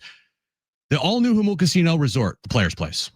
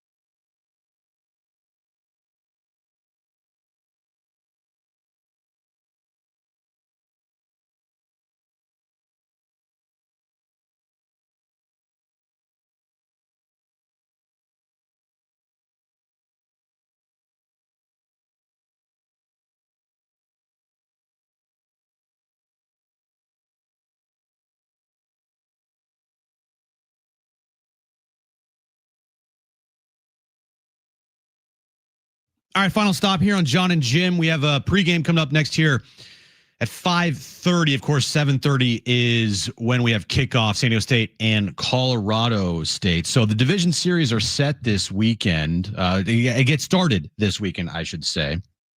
And if we did have a back page today, this would have been on my back page. Phillies and Dodgers get underway in Philadelphia this weekend. Go Phillies. Like, can't stress this enough. Go Phillies. Anybody but Dodgers. Exactly. Well, I mean, you got the Cubs. You got rooting for it. Well, yeah, I'm going to root for them, but yeah, and they're included in anybody but the Dodgers. Correct. Did you see that the Phillies are doing a 9x9x9 challenge? You know what that is? A 9-9-9 challenge. It's like when you eat 9 hot dogs. You have to eat like a hot dog and drink a beer in like every inning, right? It's 9 hot dogs, 9 beers, and you have to finish it in 9 innings. And you can do that at a Phillies game this weekend. But here's the thing. People are saying the challenge doesn't look that hard. Because it's like doesn't sound very hard. Because it's like mini hot dogs. Like, it doesn't look like they're regular size hot dogs. Maybe they are regular size, but still 9 hot dogs and 9 beers and 9 innings. I mean, unless you get, don't give it to Joey Chestnut. Unless you get like a super fast moving game to where, it's like every inning is 1, 2, 3. And like the pitcher's only throwing 15 pitches every inning. Yeah. Then it might get kind of challenging, but it takes about a little under 90 minutes to do about 3 full innings of baseball. You're telling me you couldn't drink 3 beers and eat 3 hot dogs in 90 minutes? Yeah, I couldn't personally do it. I think I could do it. Do you get something if you do it? You know what? I didn't fully look into it because I knew we were going to have a back page today because of the short show. But it's just a challenge. I don't think you get anything from it. I think it's just, hey, complete the challenge and maybe you don't have to pay for it. I don't know. I'll have to look more into it. But at the same time, thinking about the division series and everything that goes with it, a little tough right now because the Padres aren't in it. And the schedule came out today, and games 3 and 4 would have been next week here at Petco Park, at least game 3. And we had things lined up. We had things ready to go. We had things planned. And it all came to a crashing halt. And now we just have to hope the Dodgers don't win it again. Right? Because if they do, that just makes things even worse. I don't know if they will though this year. I feel good that there's a lot of teams out there that can beat them. I do too. I don't feel like they're this juggernaut team, like not even a juggernaut team like last year. They just were just, it was the Padres and the Dodgers. Those were the two best teams in baseball. It was one of those teams who was going to win the World Series, and Dodgers went on to win it. So, all right, coming up next, our Aztec pregame show. Fletch, he's at the stadium. He's going to get you ready for Aztecs in Colorado State at 7:30 tonight. Again, thanks to Brent, thanks to John, thanks to Kevin, thanks to Greg Camarillo for joining us today on John and Jim. Aztecs pregame show coming up next right here on San Diego Sports 760 and live on the iHeartRadio app.